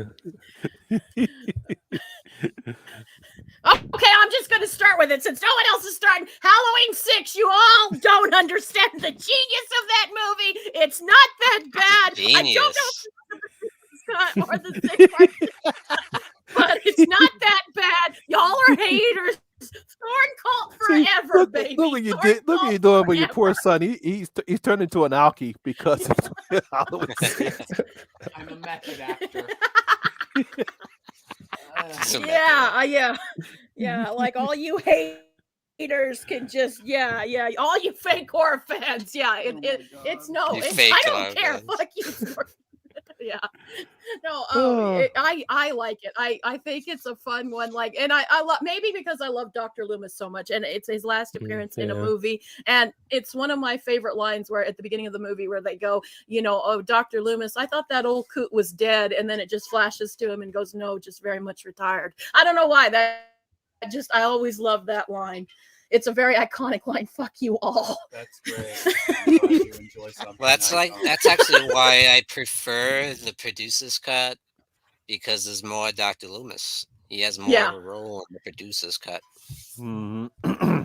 It felt like he was almost like in the cast to the side, and Yeah, I know the that, theatrical version. that's the sad part about Halloween 6 is that could have been a somewhat decent horror film, but It they is, decided to Monty. cut half. They decided to cut off half the good stuff out of it, and if we left with that. I mean, trust me, it's better than Resurrection, and it's actually better than some of the horror films I've seen of late. But no, Thank you. no, it's like I said, it's not bad as Resurrection. Yeah, no, I think I agree with you. I think Thank that may be the most underrated because it's like the ratings are just so bad. Like for that movie, it has like a 9%, and like I just don't know how it could be that bad. You know, it's like that. You would think that's something that's just like completely unwatchable if it has a percentage that low. So I think you might be right on that. Oh, Yeah, thank you. High five me, bro. High five me. Thank you. I made a friend tonight. I made a friend. He's not a fake horror fan. The rest of you are fake horror fans, but Myers is okay. You get your horror card back, Myers. Okay, Christian, go ahead. Hit me with it, baby. I mean, you're wrong. I mean, Halloween 3. Come on, it's just the best. It is the best. It is doesn't have Michael Myers in it. I'm gonna say it is the movie to me that screams October and Halloween the holiday more than any other film. This movie captures it, and whether you like the film or don't like the film, I think you have to at least acknowledge the movie feels like it. Don't take my booze, no. Movie at least you cut off. At least, yeah, the movie at least feels like. Halloween is integral to the story of the movie, whereas with the original two films, Halloween's kind of a side thing, whereas it's a main focus. The villain's plot to kill everyone is tied into Halloween. Everything about it's Halloween centric. Connell Cochran, I think, is a fantastic villain that beats Myers, honestly. As Marty from the Trash Picture Show says, he is the best Bond villain that we never got. I like Tom Atkins a lot as our lead. I really like the fact that he's a really broken and kind of terrible person that just happens to uncover this plan and has to be the one to stop it. I like all of the elements of the film. It to me screams October and Halloween. And you know what else it doesn't have? Michael Myers? Yes. It's not a Halloween movie. I don't care if I get hate. It's not a Halloween movie. It's not part of my Halloween. Get off of my lawn. All you little youngins think is so cute. I'm going to like the one that all the old people don't like. Well, you know what? Lawn. You don't know everything, Sonny. Also, Resurrection's not that bad, if I'm going to be honest. Feel free to fire him, Sean. Resurrection's not that bad. Feel free to fire him. And believe it or not, I've seen worse horror films than Resurrection. Yeah. I'm gonna send Buster after you guys. Yeah, Buster Rhymes and Tyra Banks are coming. Awesome. I would love to learn Kung Fu from Buster. Why was Tyra Banks in that movie? Oh no, she was in it. It was the 90s. She was in it, yeah. Yeah, but it was the 90s, and no, she was it woman back then. Yeah. Why is LL Cool J in H2O? Yeah, LL Cool J. Yeah, it is. It's just the 90s. It's how they rolled. Yeah. When it comes to underrated, I'm gonna actually go with H2O. It's definitely a Screen clone. Yeah, it has because it has the Screen poster up there on it. It was nice seeing Jamie Lee Curtis back once again. Yeah, there it goes. and it actually had the perfect ending of the series. If it wasn't for those nitwits, Miramax, the nitwits at Miramax who wanted to make more money. Mm-hmm. And decided to bring him back, but it's a decent Halloween film. Yeah. Film. It was nice seeing Jamie Lee Curtis back as Jamie Lee Curtis, even though they retconned the story a bit. This Yeah. time she We has were watching it last night, and it was really good. Yeah, that movie is one that I always kind of throw under the bus as just kind of being pretty meh, but has a great last 20 minutes. And no, there's still some good stuff in the movie all throughout. I don't love the film, and I still prefer 2018 over it, but it's a decent little film. It's not terrible. It is the second best Scream film. There's that. You know. And Yeah. Janet Leigh makes an appearance. It's cool if for no other reason you gotta love it for as a horror fan, because it does have a cameo by Janet Leigh, which is very Yeah, that cool. was And nice. she does Yeah, say no, that yeah. line from the first one. That was cool. Mm-hmm. Yeah. Yeah. Well, I know I'm probably not going to make any friends. Halloween, Halloween 5. Oh, Halloween 5. I'm with you, Sean, to a point. I'm with you. Yeah. It's okay. I know there's a lot of problems, and I know about them. I acknowledge them, but people miss the good things about it. You know, I I agree feel with like you, there's a lot of actually. good in And there. I I feel still like hate there's a the lot movie. of cool stuff. Yeah. Yeah. Say your favorite part of 5. Okay, I'm that weird guy. And this is probably like one of my biggest like Halloween hot takes. I really like the character of Tina from 5. She's honestly my favorite final girl of the franchise. I like her more than Laurie Strode. Wow. I really like the Your first character of person I Tina. ever And heard say Rachel. that. Yeah, I really like the character of Tina. Why? I think she's just a fun character to watch. She's everything I look for in a final girl. She's not like this ultimately perfect virgin-esque character. She has issues, but she's a three-dimensional character. I like her a lot, and I never found her annoying. I never had a problem with her, but because, like you said, at least she has personality. You know, Mhm. she had some spunk to her. Yeah. But people hate. Yeah. People And I just do hate also her, love. man. Yeah, it's I not. do It's also not that. love Crazy Loomis. Crazy Loomis is also great. We could argue that he's more Yeah. of a villain to Jamie than Michael Myers is in that film. Yeah, the real villain in that movie is Loomis. He's a co-villain. Yeah, I like how he gets kind of crazier and crazier as the movies go on. I thought that was cool. Yeah, Yeah. he had just had it by Halloween 5. Yeah, he had enough. Him just holding Jamie in his Yeah. arms. Micah! Yeah, I love that bit of Dr. Using her Loomis. as Just bait. him just- Yeah, used her as Yeah. bait. Yeah, where he just grabs Jamie. Oh, it's okay, it's safe. Michael, look what I got for you. Come get her. The Come little get her, girl. Michael. Get the little girl. I always find Come that get the little bit girl. hilarious. But I actually love the scene with Dr. Loomis and Michael when he's like, "You think you can stop the rage inside you?" And he he's like, "You don't need that." And Michael kind of acknowledges him, you know, and he's ready to Yeah, let he's, the like, knife taking the go, and then he's like, "Clutch." I Mhm. just thought it was a cool scene how he kind of looks up in the air, and it was cool. Yeah. Yeah, And yeah. It was. And the cops are I thought- amazing. I hate the cops. oh god, Oh, man. I hate the cops. Like playing those I'm with clown everyone sounds on and that. everything. Fucking Vulcan skull. Good thing we're lousy cops. I like their Uh, banter. But I thought they had some good suspense and atmosphere, especially in like the scene in the barn when he's like hiding, and thought it had some nice tone to it. Yeah. And the great, I think everybody likes the scene, the laundry chute when he's jamming at Jamie inside. That Yeah. was brutal. Yeah. And Yeah. the scene when he's driving the car trying to run her over, and you know, Mhm. crashes the car, and it was intense. I liked it. Some good Yeah. kills, No, you know. And the barn scenes is cool too. Barn scene's good, yeah. 5 is one of those Yeah. movies where I used to say that it was like one of my least favorite of the franchise, but rewatching it this year, there is stuff I like about it. I'm still not crazy about it, but there is some stuff I really do appreciate about it, and it's not even in my bottom like 3 anymore. I like elements of the movie, but it's nothing I would immediately grab for, and even still. Mhm. It There's has a some lot of pretty- things that work. Yeah.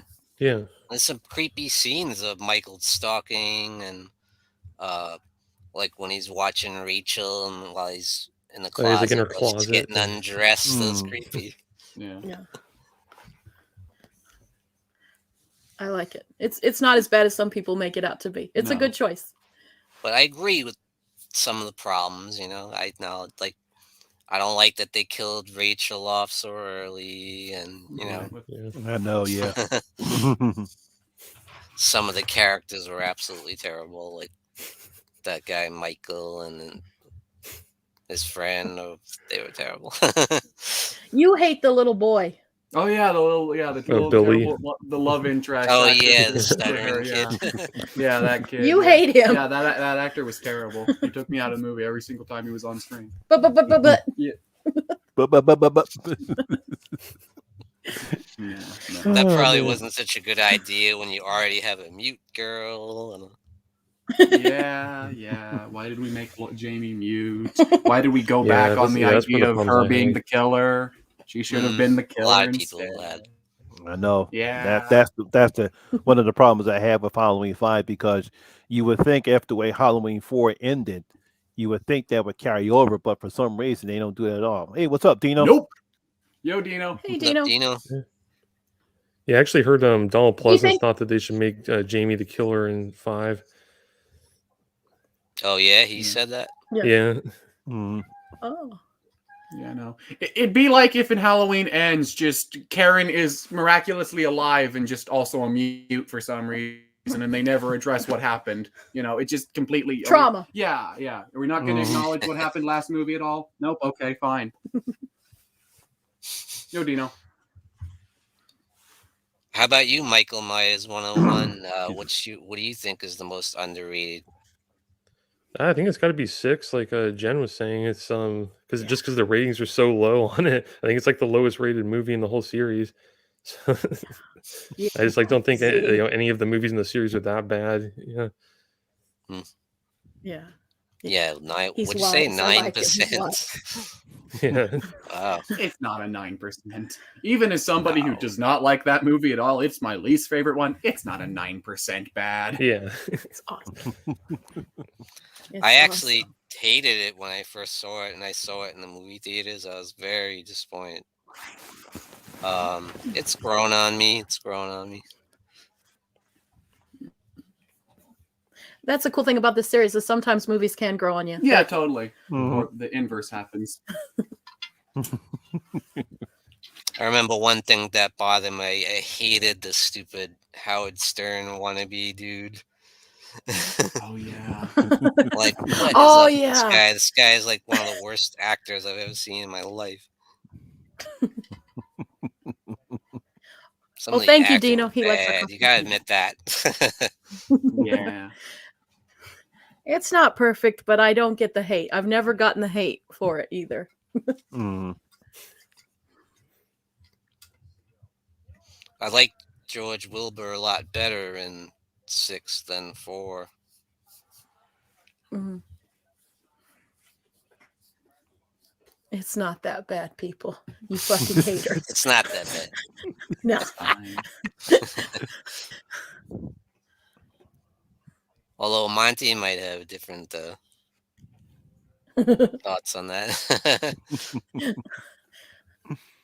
All right, guys, this will be a fun one. Pick a favorite timeline in the franchise. There's so many different timelines throughout the franchise. I know what Christian's going to say. Yeah. There's only I'm a big fan of the resurrection timeline. No, Halloween 3 timeline. I really like It's it. not part of I the know Halloween series. I know technically that doesn't count as a timeline since it's just one movie, but And it doesn't have Michael Myers in I like it. the story overall for it was going for. But if I had to pick an actual one, probably actually would be the H2O timeline. I do kind of like where, even though Resurrection has iffy moments, I think just Halloween 1, 2, and H2O make a pretty good trilogy. I if get you that. ignore Resurrection. I like Resurrection more than you know. Anyway, what's your favorite one? My favorite, I actually minus one timeline. That it doesn't. It's not part of the series, so it doesn't count. I can appreciate all the timelines. Some are a little bit better than all, but I like the Thorn timeline. I don't care. I like the Thorn timeline. Give me Thorn or give me death, people. Give me Thorn or give me death. I don't know. I love it. Like and you know, they're just. I think it's an interest. Like I guess it's a little dumb. Like I don't like to call anything dumb, but it's fun. It's fun, and I guess it can take away from the mystique a little bit. I know some people will say it takes a little mystique away from the Halloween movies, but it's a fun time. Like I maybe it's a thing of nostalgia with me because that's when I started to really realize, oh, I like these movies.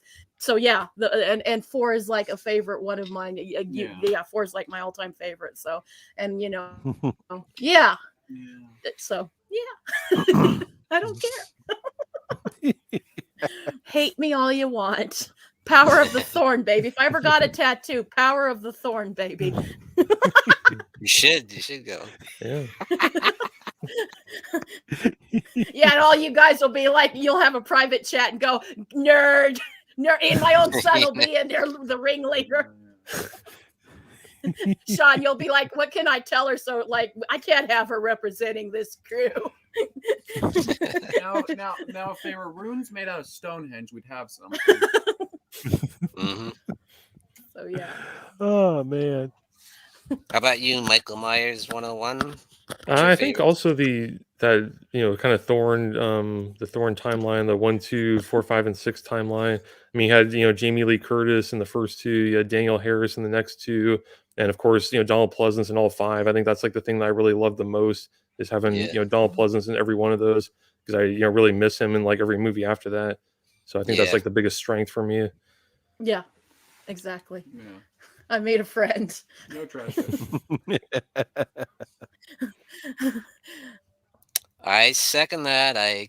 That's mine too. 1, 2, 4, 5, and 6 because I love 1. I love 2, and I love 4 and 5. I think they go well together, despite what people say. And 6 is grown I get on me, that. so yeah.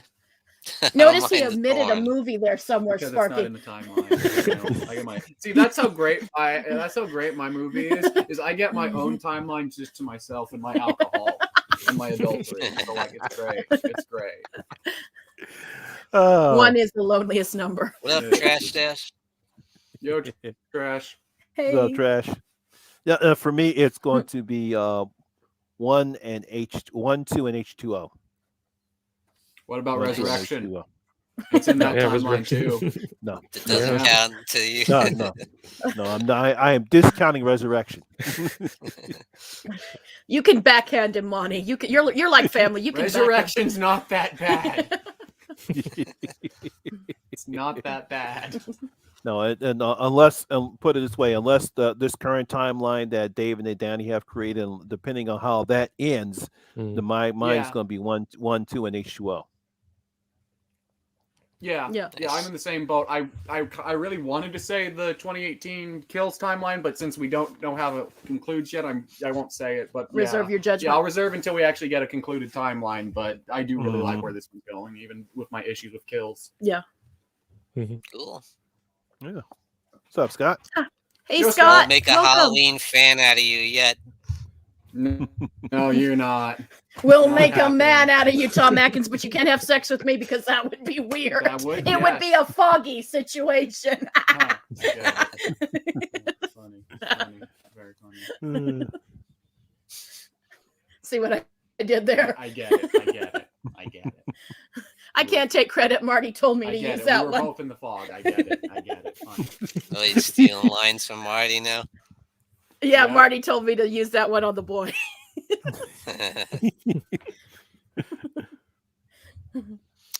All right, guys. Next subject. Would you prefer Halloween never got remade? Would you prefer someone else directed it? Or were you happy with Rob Zombie's films? I mean, you're the resident one, so like, everyone knows. Everyone knows. So you just, you directed at me for some reason. Okay, I have always been a defender of Rob Zombie. I never, even back when they first came out, I've never thought the movie was that bad. Two was not quite so simple, where I can legitimately say I think Rob Zombie's Halloween is a good movie. I know you guys can take away my horror card, but I said it back then, I say it now, I never got the hate. Is it a perfect film? No, and I definitely think that's a film that you have to, it's in the Halloween universe, but it's in its own little cul-de-sac. It's away from the Halloween universe. But I actually like what he did with it. He did do his own thing. He did do it. And I don't think Sherry Moon Zombie is a bad actress. I've never gotten the hate with her either. 2 is a little harder to argue, although I have noticed, because people are doing rankings of their things, and I've noticed that for some reason Rob Zombie's 2 has kind of, a lot of people, it's gone up. A lot of people actually put it, they don't put it like as their number ones, but I'm seeing it like in 3 and 4 places, a lot higher than it used to be, which I find interesting. And there's things about 2 I like. I cannot say it's as solid of a film as the first one, but I'd never have hated 2. It's a harder film to argue, and it won't be for everybody, but I've always dug both of them. I like the Rob Zombies. I'm not a Rob Zombie hater. And I'm sorry, guys. It's okay. That's okay. So yeah. What about you, Tom? They're Thrill me. complicated films. Thrill me. Rob Zombie Halloween 1 is a movie where I'm like, okay, this has a very bad first 5 minutes, and then the rest of the movie is very good. I will skull fuck you until we get to the part where it becomes a Halloween film. When the movie becomes a remake of the original Halloween, I think the movie becomes complete and utter garbage. I don't really enjoy the movie, but I really like the parts of Kid Michael go in the asylum with Loomis and him escaping initially. I like all of that stuff, and controversial as it may be, I really think Scott Taylor Compton was a fantastic Laurie Strode. If we're just comparing their first 2 films, I like her more than Jamie Lee Curtis in the first 2 Halloween movies. I think she's really good. Halloween 2, I kind of love this movie. I acknowledge it is a terrible movie, but I kind of love the hell out of it. It is one of the most entertaining films for me. Brad Dourif. It's not a good movie, but it has a lot of stuff I just can sit my brain off like, this is dumb as hell, but I kind of love it. And it has a lot of moments I just really like in it. And again, more great stuff with Scott Compton and Daniel Harris and even Brad Dourif in it as well are all really good. And Malcolm McDowell's really good in it. And love him or hate him, and I've said this before, and I'll say, I think it bears repeating. Whatever you think of Rob Zombie, he did do one thing that all of us Halloween fans can agree on, because no other film has done that. And he had to fight to bring Daniel Harris into the picture. And my hat's off to him. Even if I didn't like the guy, I'd go, okay, that's cool. And I read behind the scenes when I did the solo review, I did a lot of research, and he really the studio did not want that, which is weird, because that's something I think all Halloween fans, we would have loved to see Jamie in the 2018 and this one, we would have loved to see it. So you got to give your hat to that. Yeah. And Brad Dourif is fucking amazing. I knew she's going to sneak that in. Yep. And frankly, Doctor, I don't like you. Yay. And when it comes to the Rob Zombie Halloweens, I like what he attempted to do in the in the remake. Give Michael a much more grounded background, how his childhood was, and why he decided to become the killer he decided to become the film. Like I said, it's the first half of the film that's good. The rest of the film, I don't know if he just simply ran out of ideas and just decided to do a shot-for-shot remake of the original Halloween. I'm like, what are you doing? You were going somewhere. It's like you were doing something good, and all of a sudden, after Michael grows up, you want to do a shot-for-shot? I want to see something a little bit different. And that kind of took me out of the film. No problems with, let's forget her name. Scott Taylor Compton. Scott Taylor Compton. She I like what she did with the Laurie character, which is she didn't try to imitate what Jamie Lee Curtis did, so I have no problem with her.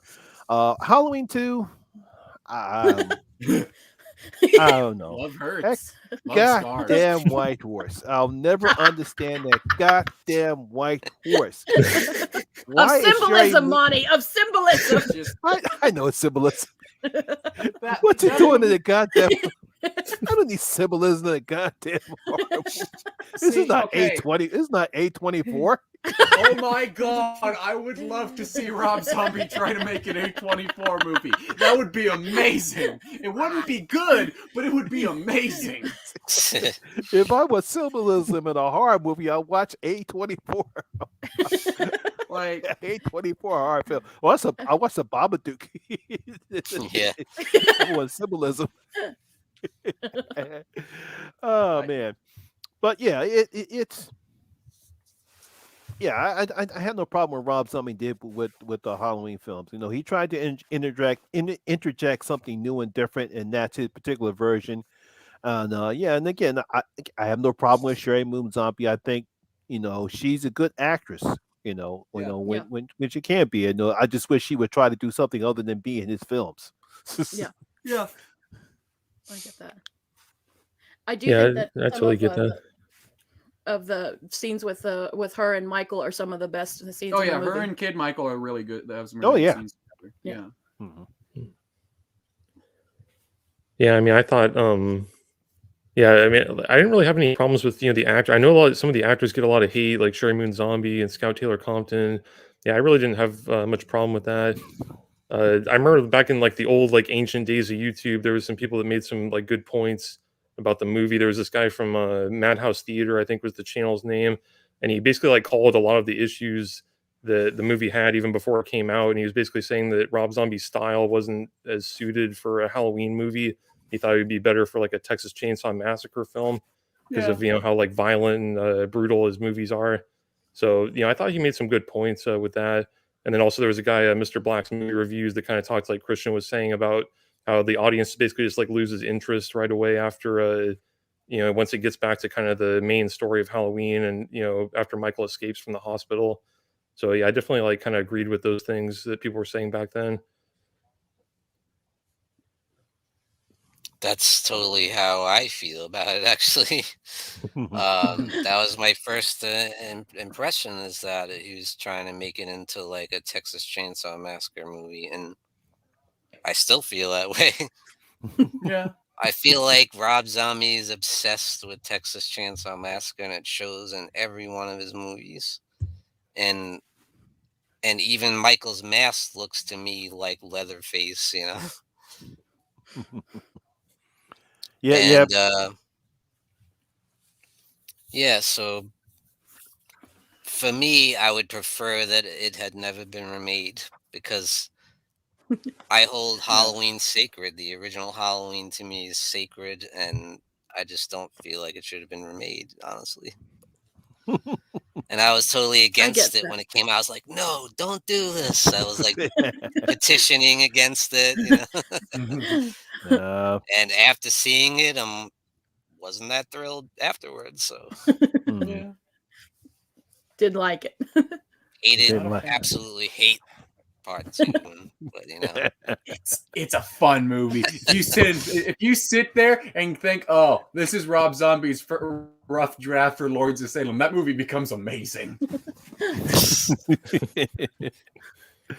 Yeah, I saw the pictures of Sherry Moon Zombie as Lee Monster, but Yeah. you only get that one picture. It's okay. It's okay. I have no problem with it. I'll just have to see what she does with the character. Again, Yeah. I don't know what Rob Zombie's going to do with this version of the monsters. Is it going to be a black comedy? Is it going to be a horror comedy? Or is it simply just going to be a horror picture? A horror picture. I really don't know how he's going to do the monsters. This is what I'm afraid of. Like, I'm a big Rob Zombie fan, but like I'm afraid he's gonna try to do whimsy, and it would be like me doing whimsy. There are just some people who should not do whimsy. I'm very excited for this movie. Because if it's Rob Zombie's attempt of doing a children's film, I am fascinated to see what that's going to be, even though I entirely know it's probably not going to be very good. And if it's Rob Zombie's attempt to make a dark, edgy version of the Munsters, I'm at least going to have a giant smile on my face laughing, oh, this is a mess. Kind of like Halloween 2 for me. It's a mess, but I kind of am having fun with it. It's win-win, in other words. that's what I'm scared of. It's going to be Yeah. some trashy freaking mess. Yeah. Like No Halloween matter 2, no yeah. matter what that movie's gonna be, it's not gonna be boring. No matter what, that movie is not gonna be boring. It'll be interesting to see. I am interested, and I'm not Mhm. really a Rob Zombie fan, so but I respect his creativity, and he does have a unique style, so I give him that. That he And does. Yeah. He does have a Yeah. unique style. Yeah.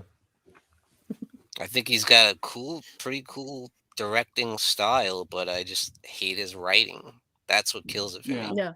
The A lot of dialogue people is say that. just like could have been written by a 5-year-old. You know? Yeah. Oh my As God. somebody who loves Rob Zombie's movies, I yeah. like the dialogue because, of course, I do. 'Cause No one's I think surprised. I was when you- good to you, Mikey. I'm Joe Grizzly. I'm bitch. Joe Grizzly, Oh, bitch. Joe Oh Grizzly. yeah, that's great. Oh, good lord. no, Babel I'm raping glad. Lord. No, I figured that she was going to get cast as Lily Monster, not as Marilyn. It's I probably still really yeah. I'm glad. I am very curious to see what he's gonna do with Eddie. I want to know if he's gonna do an actual child actor, if he's gonna do like a 20-year-old or like an older actor doing Eddie. This movie's gonna be weird. Marilyn's going to be an interesting choice Yeah, too. Marilyn could be interesting too. Uh, I You don't think like he'll the look just of go Grandpa for a though. straight up like Marilyn Monroe lookalike, or Maybe. I don't know. maybe. I don't like the look of Grandpa though. Harmon's weird for me, and I actually really like the Lily design, but I don't like Grandpa. Does he look like a bad touch grandpa? No, I like.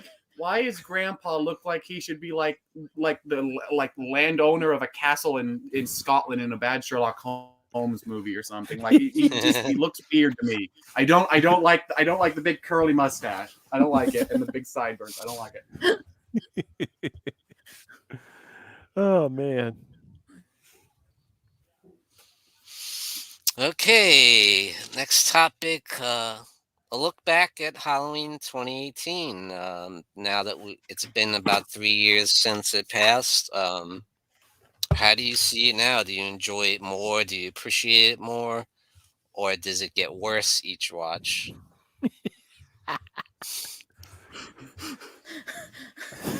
It's a good movie. I have issues. I have more issues with it now than I did in 2018, but I think it's still a pretty good movie. It's still honestly my second favorite Halloween movie behind 3. Hmm. Nice.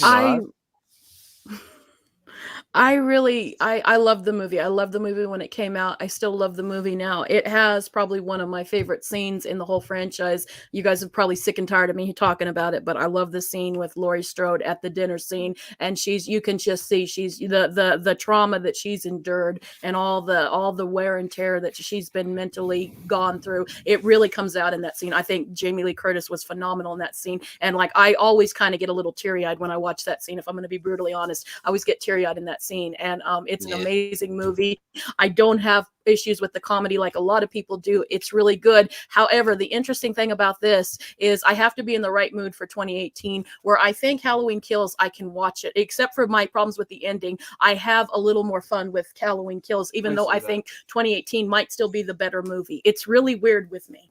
But I still think it's we watched it right before we went to go see Halloween Kills, and I still really love it. And I think there's some really great things about it. And there's some great brutal kills in that movie as well. Totally. So, Oh yeah. Yeah. Yeah, because I really didn't have a problem with 2018. I loved it. Yeah, it was one of my top horror movies that came out that year in 2018. I like what Danny McBride and David Gordon Green did with the movie. I thought it was a nice continuation from the original film, and they like I said, they didn't do anything to upset any of the Carpenter fans. I thought they did a fantastic job with it, and Jamie Lee Curtis was great in the role. She's wonderful. I still think it's a very it's a decent slasher film, but a decent horror film. Mm-hmm. Yeah, I agree with that. Yeah, I totally agree with you, Monty. Yeah, I liked it back then. I don't think my opinions really changed much over time. I still really like it.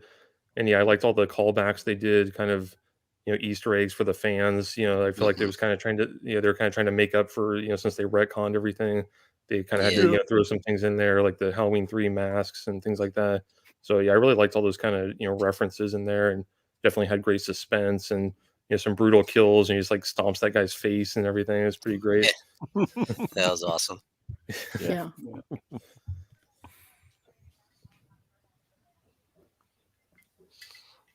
I think that's why I love that scene so much, because I hate that character so much.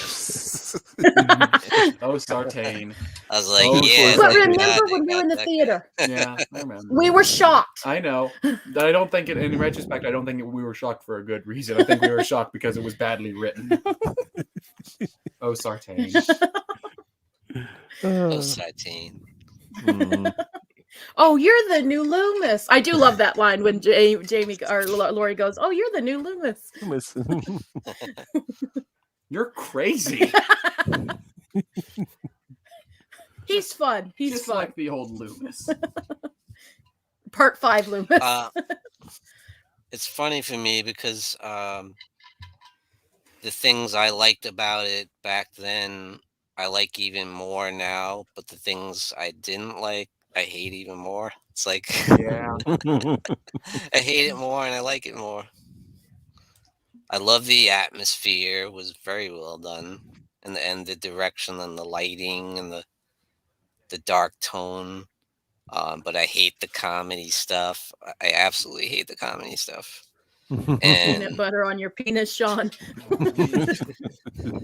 I hate this Sartain character, and I couldn't stand him, period. I didn't like them trying to come up with a guy to basically replace Dr. Loomis. I didn't like that at all. I think it was disrespectful to Dr. Loomis, but that's just me. I know a lot of people actually like him, but I didn't like it at all. And I hated the twist with him put on a mask and all that stuff.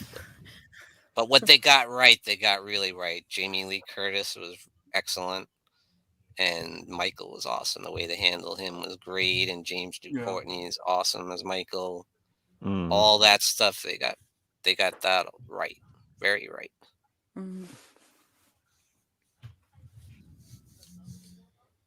Then best portrayal of Laurie. Yeah, best. It was the first. I've said this many times. 2018 is the first time I found Laurie Strode to be a compelling character all the way through.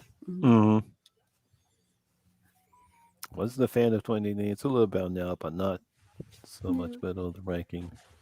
Way too much fan service and way too much.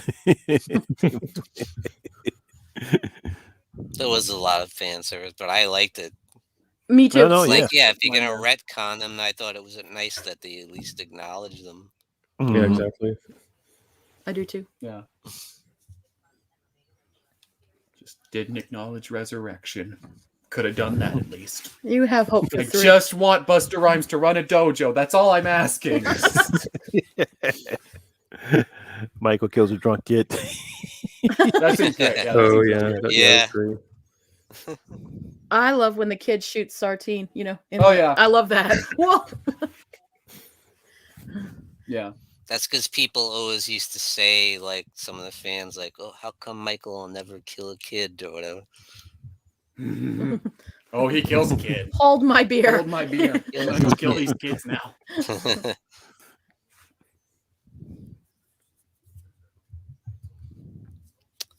All right, now this is going to be Monty's favorite part. The Thorn trilogy and why he feels it didn't work. Why he feels it didn't work. One of the things when I'm it comes you, to when it comes to the Halloween and the character of Michael Myers is because I believe John Carpenter wanted to create a villain that has no purpose, you can't explain it. He has no emotions. His only aspect was to kill, and he killed his sister. And I think what the Thorn trilogy was trying to do was to give Michael an excuse for killing, and that kind of takes away his mystique about why he kills. And I thought that was, and I can see they've done it a better way. And I thought they just did. I thought when they created the Thorn trilogy, and the reason why they wanted to make Michael killers is that because some type of a druid curse. That's the best they could come up with for the druid curse. If they would have written it better, I would accept it. But unfortunately, because it's not written well, this is for me, it just wasn't written well enough, and that's why I didn't like the Thorn trilogy. Well, what do you want to chime in there? Anyone who goes, "Oh, Halloween 3 is too goofy or ridiculous because of the Stonehenge and the magic and all that," but then turns around and says Halloween 6 is a great, fantastic movie with Thorn no cult, problems, baby. is an asshole. See, that's the I one don't thing like I Six like at all. about Season of the Witch, because Season of the Witch makes sense. Yes, If you're going to exactly. take, if you're going to take the Stonehenge and that particular area and create something mystical about it and incorporate it into that, that's the reason I like Season of the Witch. Yeah. Season of the Witch. What do the Yeah, druids have to do? Yeah. Don't fuck with the druids. At least the Stonehenge and the iron and all that stuff makes sense. That's where Halloween originated from. What do the druids have to do with Halloween? Why is it an important day? It's not an important day. They existed before Halloween existed. Why? Because Why is it a druid cult? Because it is. It's a fucking druid cult, and it's fucking cool. And stones, Monty, just stones. I thought we were like pals. I thought we were buddies. Yeah, the fucking stones, the power of those fucking stones. It's fucking cool. Like Paul Rudd, he's on the computer and he's showing her that thing. It's fucking awesome. I was sitting there, I was like, yeah, baby, I'm all about this. Oh, 6 is the worst of the franchise. I'll go have a beer. I will. I like what it is. The Cola Throne is awesome. It actually makes Michael a good guy. Yeah. He saves thousands He's an of innocent lives. pawn. Yeah. Spares Michael the is lives an of the innocent tribe. pawn in Game of Life. And I love Halloween. how they introduce, he's part of this big cult, and then he just kills them all. He just massacres them. And then the Man in Black. Yeah. I love the Man in Black. Boom! You can walk into the police station and there are bodies everywhere, and it's like, no. I fucking love it. I don't care. I might not be smart, but I love it. I don't care. Fucking runes are awesome, man. Yeah, runes. Yeah, I feel your pain, Christian. Runes are awesome, man.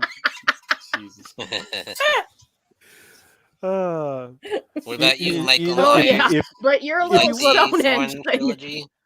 If you actually want to see a decent horror film that actually uses runes, watch Warlock Armageddon. Yeah. Warlock. Yeah, that's a good one. Warlock Armageddon That's starring cool. Julian Sands. Yes, Hell that's a decent way they use runes in that particular horror film. Yeah. Yeah, I mean, I don't know. I wasn't as much of a fan of the Thorn twist, even though it's in my favorite timeline. I feel like it's probably better if they just don't explain why Michael kills people. Just say he just kills people just to watch you die, basically. Just kind of leave it mysterious. I think that's kind of what I hear from a lot of people. That's what I agree with. I get that. Yeah. So I'm torn about that because I do enjoy those films. I All like right. 4 and 5, and 6 is, like I said, is growing on me.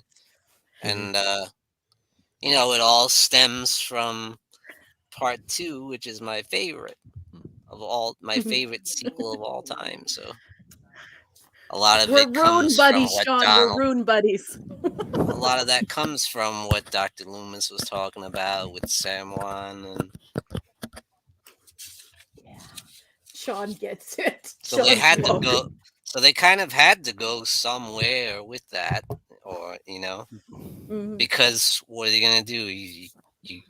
They introduced a brother sister angle, and and they introduced the idea of Michael being interested in the occult. So they had to go somewhere with that. And I think, and I like what they did for the most part. I thought it got a little silly with part 6, but I like the idea of him being part of some cult, but I thought it was not handled that great. So. Rune Anyway, buddies for life, Sean. Rune buddies for life. And druids are all about incest, Sparky. It's a well-known fact. Druids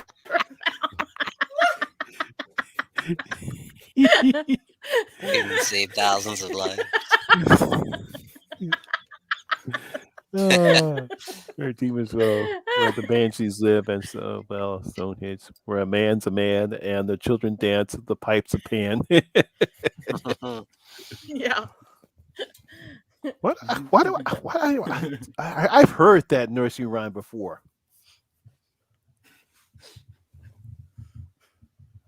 You know it. I do. Enlighten.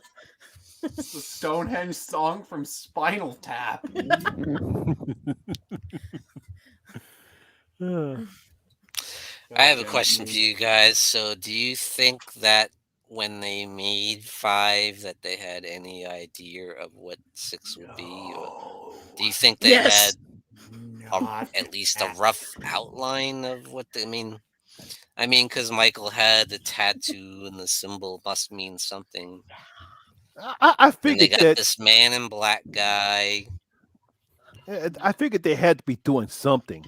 Yeah. When we saw that little thing on Michael's arm, and then you have the man in black, and he shoots up the police station. So I knew they had to be going somewhere. I just didn't know where they were going with, and I said, oh boy, they're going to go somewhere. So I hope this works. They Trash totally testers. knew No, what they had were no doing. idea. They were driving the car, and we're like, we're going somewhere cool, guys. We're going to Disney Druidland. Druidland. Yeah. I had no idea what they were doing with this one. They did. They totally did. Right. No, I don't think they did at all. Yeah, I Go don't have think they knew. another beer. No. Okay. Because you hear all those stories about how or they say Halloween 5, they were kind of just making it up as they went along, and how they really rushed it into production. So I don't know if they really had an idea. No. Yeah, they kind of did. I think because after 4 came out and everyone liked it, and they didn't like the fact that supposedly Jamie Lee Curtis had died, and then she has a daughter, but they liked the fact that Michael Myers came back because he wasn't in 3. So he comes back in 4. He's still alive, and it actually turned out to be a decent slasher film. It was a pretty good slasher film because I enjoyed it, and I figured that was going to, and I know where they were going to go after that, because I knew they were going to continue to make more. I said they're not going to leave us hanging. I just didn't know that they were going to continue down this thorn coat. But I think what happened was after they realized how good I don't know how much it made in the box office, but definitely the Miramax guys rushed it. Yeah. Yeah, they definitely rushed it. I'm not gonna lie. It was a master plan. They were going to Druid Disneyland, Sparky. Yeah. Woohoo! They just took a wrong turn at Albuquerque. Basically, yeah. I definitely think when they made 4, they had no idea that they were going to go that route. No. You know what it was, Sparky? They were all hot and thorny. Thorny. Thorny.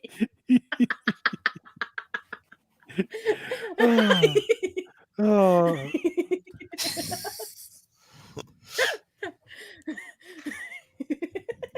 No, the theatrical Give a whole new cut. spin to that cult, Jen. Yeah, know, right? the producer's cut of 6 is better than what they came up with when it comes to 6. No, I'm team theatrical cut. Why? Yeah, it seems to be pretty split with that. The only reason I like the theatrical cut better because it has the only one scene in that entire movie I like, with the one asshole father getting electrocuted and then his head explodes. It makes no sense, but I like that kill. That kill's good, and that's the only part of 6 I enjoy, honestly.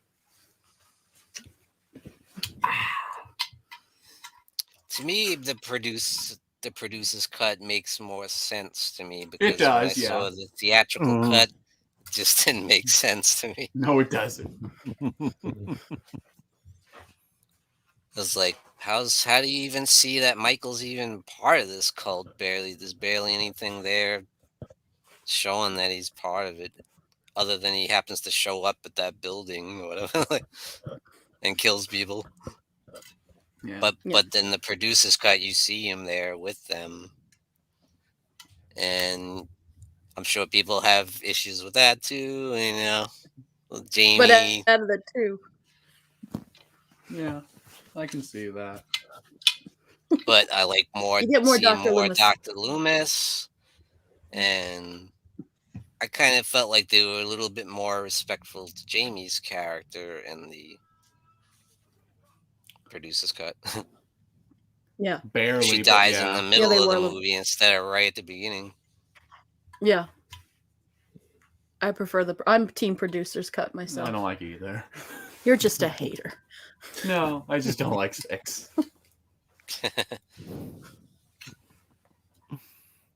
What about you, Michael Myers? Which one do you like better? I think I would need to like watch the producer's cut again. Like I don't actually have a copy of it here, like that I can just watch whenever. So yeah, I would need to like watch it again, really kind of compare them, see which one I liked more. Because some people say they like parts of one and parts of the other, that they should put them together. Yeah. Yeah, that makes sense. Yeah. Blend them.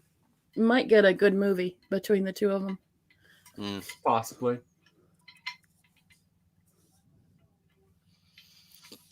So next subject, I'm curious to hear what you guys think, because there were so many Halloween knockoffs in like the early 80s, especially. What is your favorite Halloween knockoff? Ooh, I'm gonna have to think a minute. Yeah, I am too. Me too. Yeah. Oh, What about you, Sean? Do you have one? Yeah, but it's probably not that interesting. Friday 13th. The original Okay. Friday I get that. 13th. Yeah. The simplest answer. I'm trying to think. What is a good Halloween knockoff? See, I can come up with movies, but most of them I'm like, that's more clearly ripping off Friday the 13th than the Yeah, original yeah. There's Halloween. more slasher Yeah. films than an actual Halloween knockoff. Yeah, I can Trash think of Dash has a good one there. New Year's New Year's Evil. Evil. Yeah, that one's a good one. Okay, I got one. Terror Train. I love Terror Train. Ah, yeah. Honestly, I think I've said this on a previous stream. I like Terror Train more than I like the original Halloween if we're going Jamie Lee Curtis slasher movies. Wow. Yeah, Yeah. I'm gonna have to agree with you, Sean. Definitely Terror Train. Yeah. Yeah, I think the Friday the 13th is a good one. Yeah. Friday the 13th is a good one. What about Prom Night? Would that count? Yeah? I But guess. is Prom I Night a think good so. movie? I'm trying to think of something that everyone else hasn't brought up. April Fool's Day? Yeah. Yeah, Full Moon said that. Hmm. Offerings is kinda. very Halloweenish. Yeah. Yeah, Yeah. that's a good one. Oh, Bloody Valentine. There Jack-o'-lantern. you go. You got Hack-O-Lantern. I think I'll stay with Prom Night. I'm not happy with my answer, but I guess I'll stick with Prom Night. Nice. Yeah, Nice. not happy. I do love my Bloody Valentine. Yeah, it's good. Yeah. Need a lozenge there. Yeah. I don't like my Valentine that much. And A the little Prowler, heart-shaped but there. I don't know. Would the Prowler be considered a? Like, No, the Prowler's a Friday knock. I consider it more of a Friday. Yeah, I think of that more as Yeah? a Friday knock. Yeah, Yeah. I do.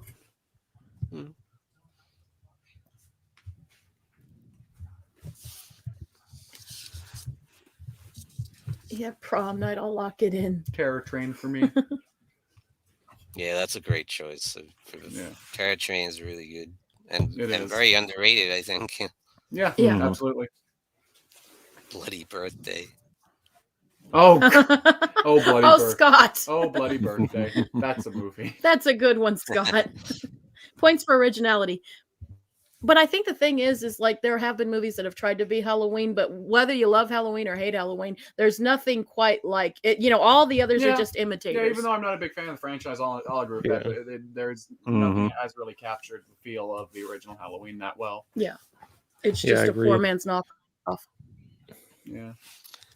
I think the most blatant one I saw was Sorority House Massacre. Sorority House Massacre. Yeah. Yup. Oh my god. It's fun Yeah. though. It's really fun. Yeah. Yeah. Yeah, that one's okay. I actually really like the remake of that one from like the 2007 area. I still need to see that. Yeah, I like the remake actually. But the original's fine. But there's one scene they rip up straight from like when the girl looks out the window of the classroom. I'm like, oh my Yup. god, that's straight from it.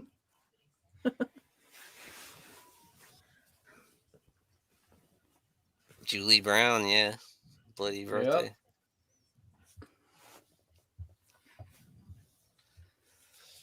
So here's one for Christian. Does Halloween 3 belong as part of the franchise, or would it have been better as a standalone film? No, because my movie is way better than your franchise. No. It is definitely an odd duckling out of the franchise, of course.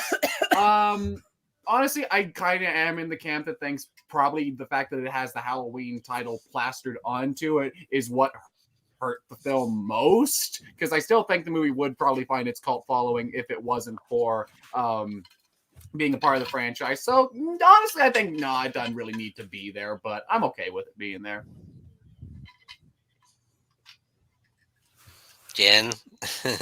You guys are not going to be surprised by my answer. No, and I've told this story before, but my parents actually brought me back Halloween Part 3 videotape, and I was just a little kid. Like, I was like, ooh, Michael Myers, this is going to be awesome. And I kept waiting, and I was sitting there, I was like, this is bullshit, where the hell is Michael? And I actually thought at one point, like, they put the wrong tape in, and I was so angry. And I was like, I don't ever want this again. And then I saw Halloween 4, I was like, oh, thank God, this is bullshit. Never again. And I think that experience has totally tainted my experience toward Halloween 3. It's just bad. Moon, I disagree with you, but that might be my favorite burn and diss towards this movie I've ever heard.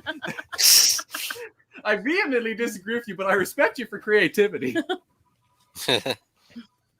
No, I don't think it does, because it would be it'd be a movie without it being in the Halloween. It would be like if there was a Friday the 13th movie that didn't have Jason as the killer. But Roy Burns, Justice, and we don't know. There are fan theories. We've been over this. Oh my God, we're not talking about Friday the 13th. You parallel. But they handled it better. I'll say it. They fucking handled it better with the Roy Burns than they did with the Halloween 3. I'm gonna say it.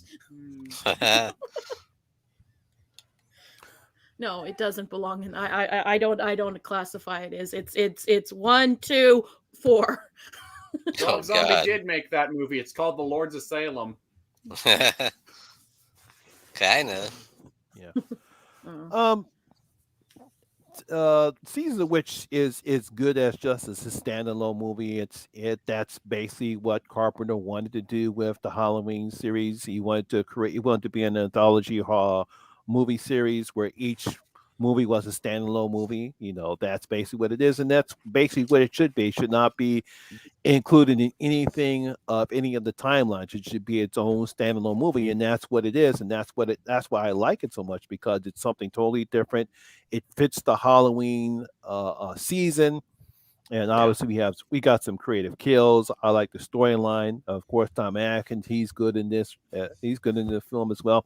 But it definitely should be what it is. It's a standalone horror picture. It just has the word Halloween in it. Yeah. Yeah, I think it's probably would have been better off just like, separated from the series. People might have, not judged it as harshly. And yeah, I was kind of thinking like same as like Jen. I feel like I was probably feeling the same way. Like the first time I saw it, I was probably wondering like, where's Michael Myers? What's going on? I was probably like so confused. So yeah, I think it just would have been better off just keep it simple and just kind of keep it separate from the rest of them. Yeah. I can see that. Yeah.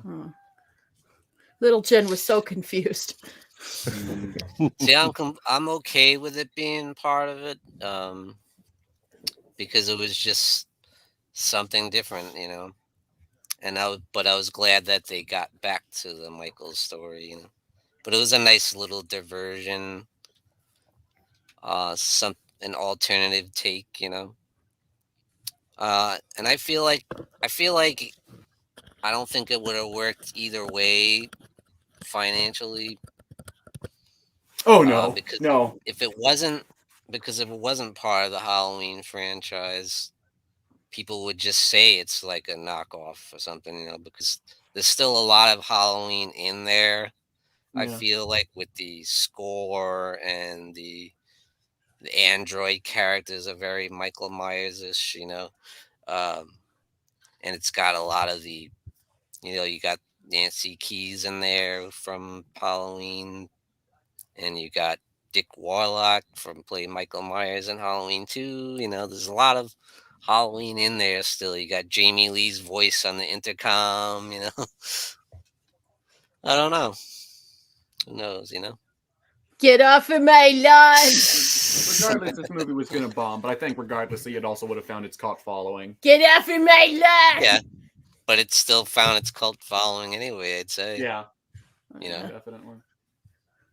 You little whippersnappers think you're Seems all more cool. respected nowadays. As it deserves. Get off of my lawn! I'll frickin' cut you! I'll cut you, Halloween 3. Give me Michael or give me death. Jen, you could also pass as Samantha from Deadly Friend. Oh yeah, you could. Yeah. Thank There you. go. I need a basketball. Or I need to hide a basketball. Don't get a basketball. Maybe. Maybe. Baby. Just got my Scream Factory copy. Yeah, I saw it. Yeah. Awesome.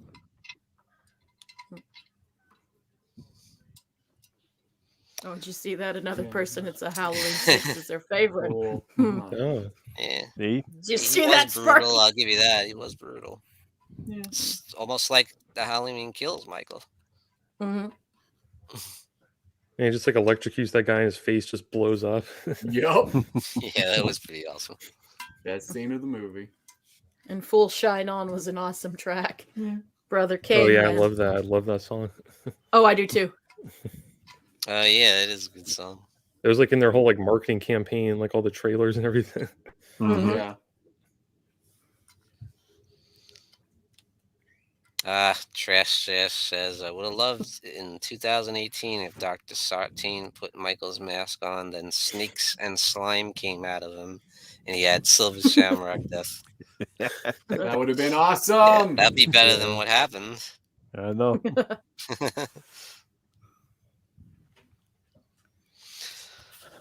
All right, guys, I have one more question for you, a little bonus that I'm curious of your thoughts on. In closing, what are you guys' thoughts on the original Halloween as a whole? Do you feel it is a masterpiece? Do you feel it is a horror classic?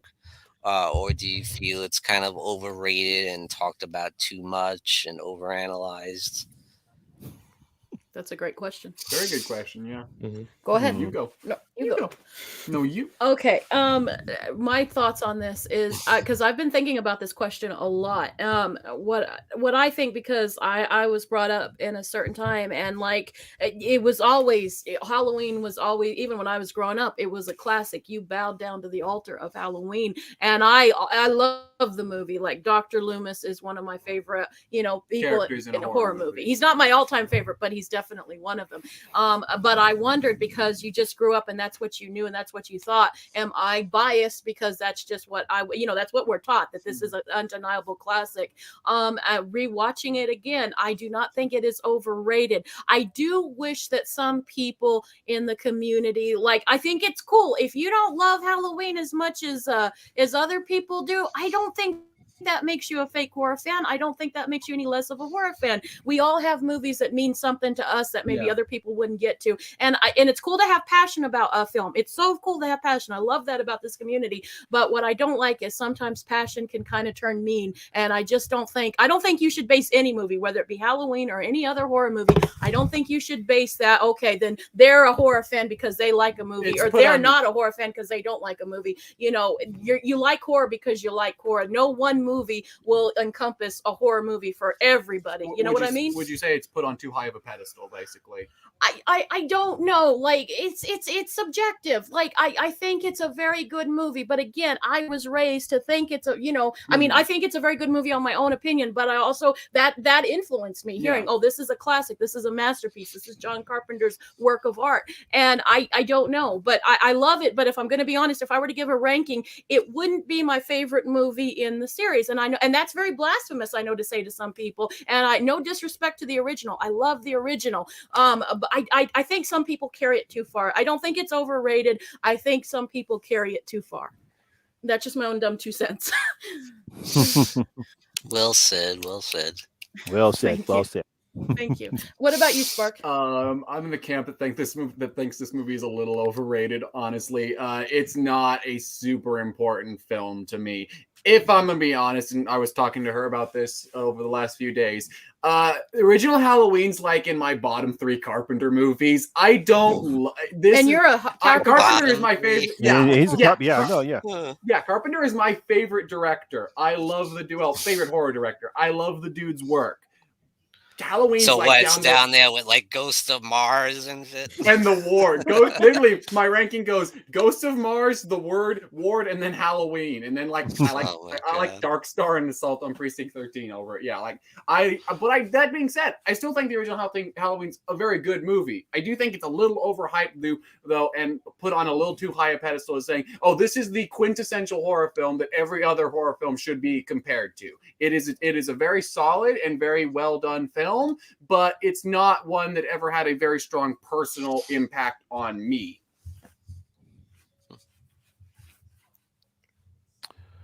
When it comes to Halloween, I actually saw it probably not in the theaters. I actually saw it when we finally got HBO in our house. So that's when I originally saw it, and I was impressed.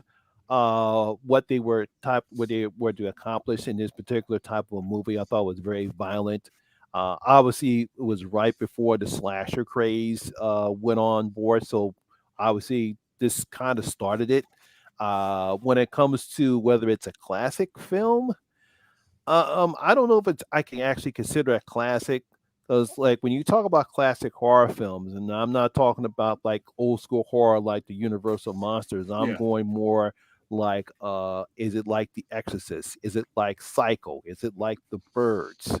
You know, is it in that range? It's a great concept, and I like what Carpenter did in this particular film, where you actually had a man who just simply just killed with no apparent reason at all, other than he was just something wrong with this man. You know, he kills his sister. We don't know why. And he goes on and kills all these other people, but we don't know why. He's just a killer. He's, in a sense, the boogeyman. And I like what he did. But is it a classic horror film? I wouldn't call Halloween a classic horror film. But in regards to what it did for a horror genre and for horror fans, I do respect what Carpenter did. And I really did enjoy the film. But I wouldn't really call it a classic, though. No, it's not The Exorcist. It's not The Exorcist. It's not Psycho. I mean, I think it is a big classic to me. I think I'm just a huge fan of the movie overall. Yeah, I mean, I think it's definitely like kind of an essential Halloween or movie to watch on Halloween. I think like every single list I've seen on YouTube, it's like at the top of the list of movies to watch on Halloween, followed by Trick or Treat, of course. I think I've seen like those two like every single list that I've ever seen on here. Yeah, I mean, it was inducted into the Library of Congress. It's it's legendary to me, and I might be a little biased because I've always been like such a huge fan of like the Halloween holiday. I was the kid that was like wearing costumes in January and things like that. So I've kind of found this series that really like fit this holiday that I love so much. So maybe that's why I'm kind of biased towards it. But yeah, I think it's a classic. Well said. Very Both well of you said. guys make great points. Very well Yeah. said. Yeah. Yeah. Yeah, well, I'm sure you guys know what my thoughts are. Very much like Michael Myers 101. To me, it is a classic and it is a masterpiece, and it's absolutely vital to the horror genre. And yeah, to me, it is there with like Psycho and Exorcist and movies like that. Movies that I also hold very highly. And to me, it's probably the simplicity of it all. How he just took like a simple concept and there's not a whole lot of story to it. It's all about the style and the way it was shot and the music and the suspense, and that's what makes it so good. And the mystery of Michael and they just have to add a little bit of things with Dr. Loomis's dialogue and how he gives the kind of aura of mystery to Michael and the fact that he might be something more than just a man. That he could have a supernatural element, but we don't know, and that makes it interesting and fun. And maybe he is the boogeyman. Maybe I just love it, and I love all the performances in it. I love all the characters, and I just love everything about it. No, very well said. Very well said. And that's what's great about horror, I think, in general, is like you can be like Sean and Michael Myers and see it as a classic and a perfection. And then you can be a little bit, maybe me and Monty, where we can appreciate it, but not necessarily, but it's still cool. We love it. We love horror, and we can, I don't know. I think it's cool that we can all come together with different ideas. I think that's what's so wonderful about this community. We all have a movie like the original Halloween for some, or like the original Evil Dead for me, or like Sleepaway Camp for you, where it just, it just means a lot to us, inherently, and that's great. And we're passionate about it, and we can embrace each other's love, and sometimes we learn from each other. I learn from you guys all the time about movies that I might not have, or take a different perspective on it, and I think that's what's so cool. I learn about a lot of movies from you guys too, of course, because you guys are much more up on today's stuff, and I'm like, ooh, this one sounds interesting. It's because of the kid. No. He's like hip. Yes, I'm the hip. Yeah, I think Trick or Treat was a big one for me. Like, I never would have discovered that movie if it wasn't for the horror community here. Everyone, just like raving about it for so long. I just ended up buying it because it's like so cheap, and I loved it. So that was cool. Oh yeah, I love Trick or Treat. I love it. Yeah, no. Yeah. Excellent anthology. One of the best anthology movies. Yep. And perfect for Halloween, right? Yeah, exactly. Absolutely. Exactly. It is. It's great. In fact, it's my youngest Jake's. It's one of his favorite films. He discovered it a couple of years ago, and he loves it. It's a tradition now. He has to watch it every Halloween season. So I don't know where he gets his love of horror from. Well, look at all those horror posters behind you guys. I guess that's where it gets. I've never noticed those before. Never noticed those before. Weird. And you've got him dressed up like Michael Myers and stuff, and he's what? How old is he? Actually, that's Marty did that. That was like an early birthday present for me. He sent me a package, and he did that for me, and I put it up in the horror room. So, nice. Yeah.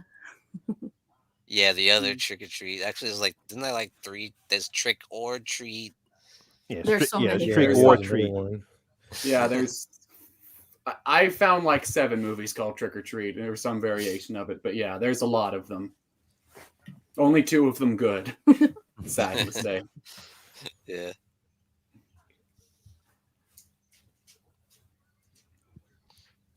What's the one with the they had on the VHS box set? It was like just a dude's head in a bag or something. Oh yeah, that's Trick or Treat 1982. I want to say. Is that the bad one we watched? Yeah, that's the one that's like about like it has like God, what's his name?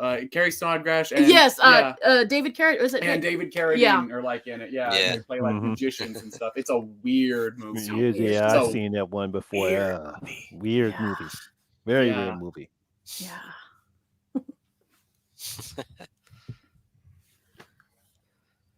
But yeah, I totally agree. It's all just opinion, Yeah.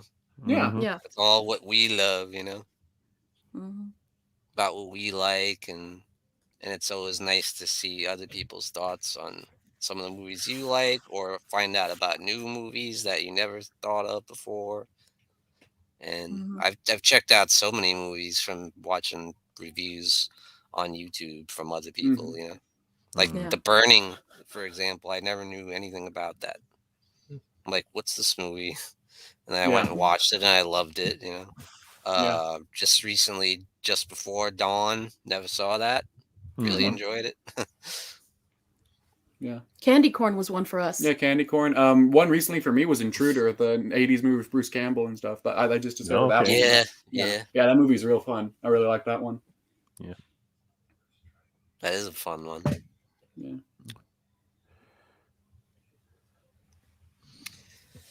Well, anyway, guys, that was a great stream.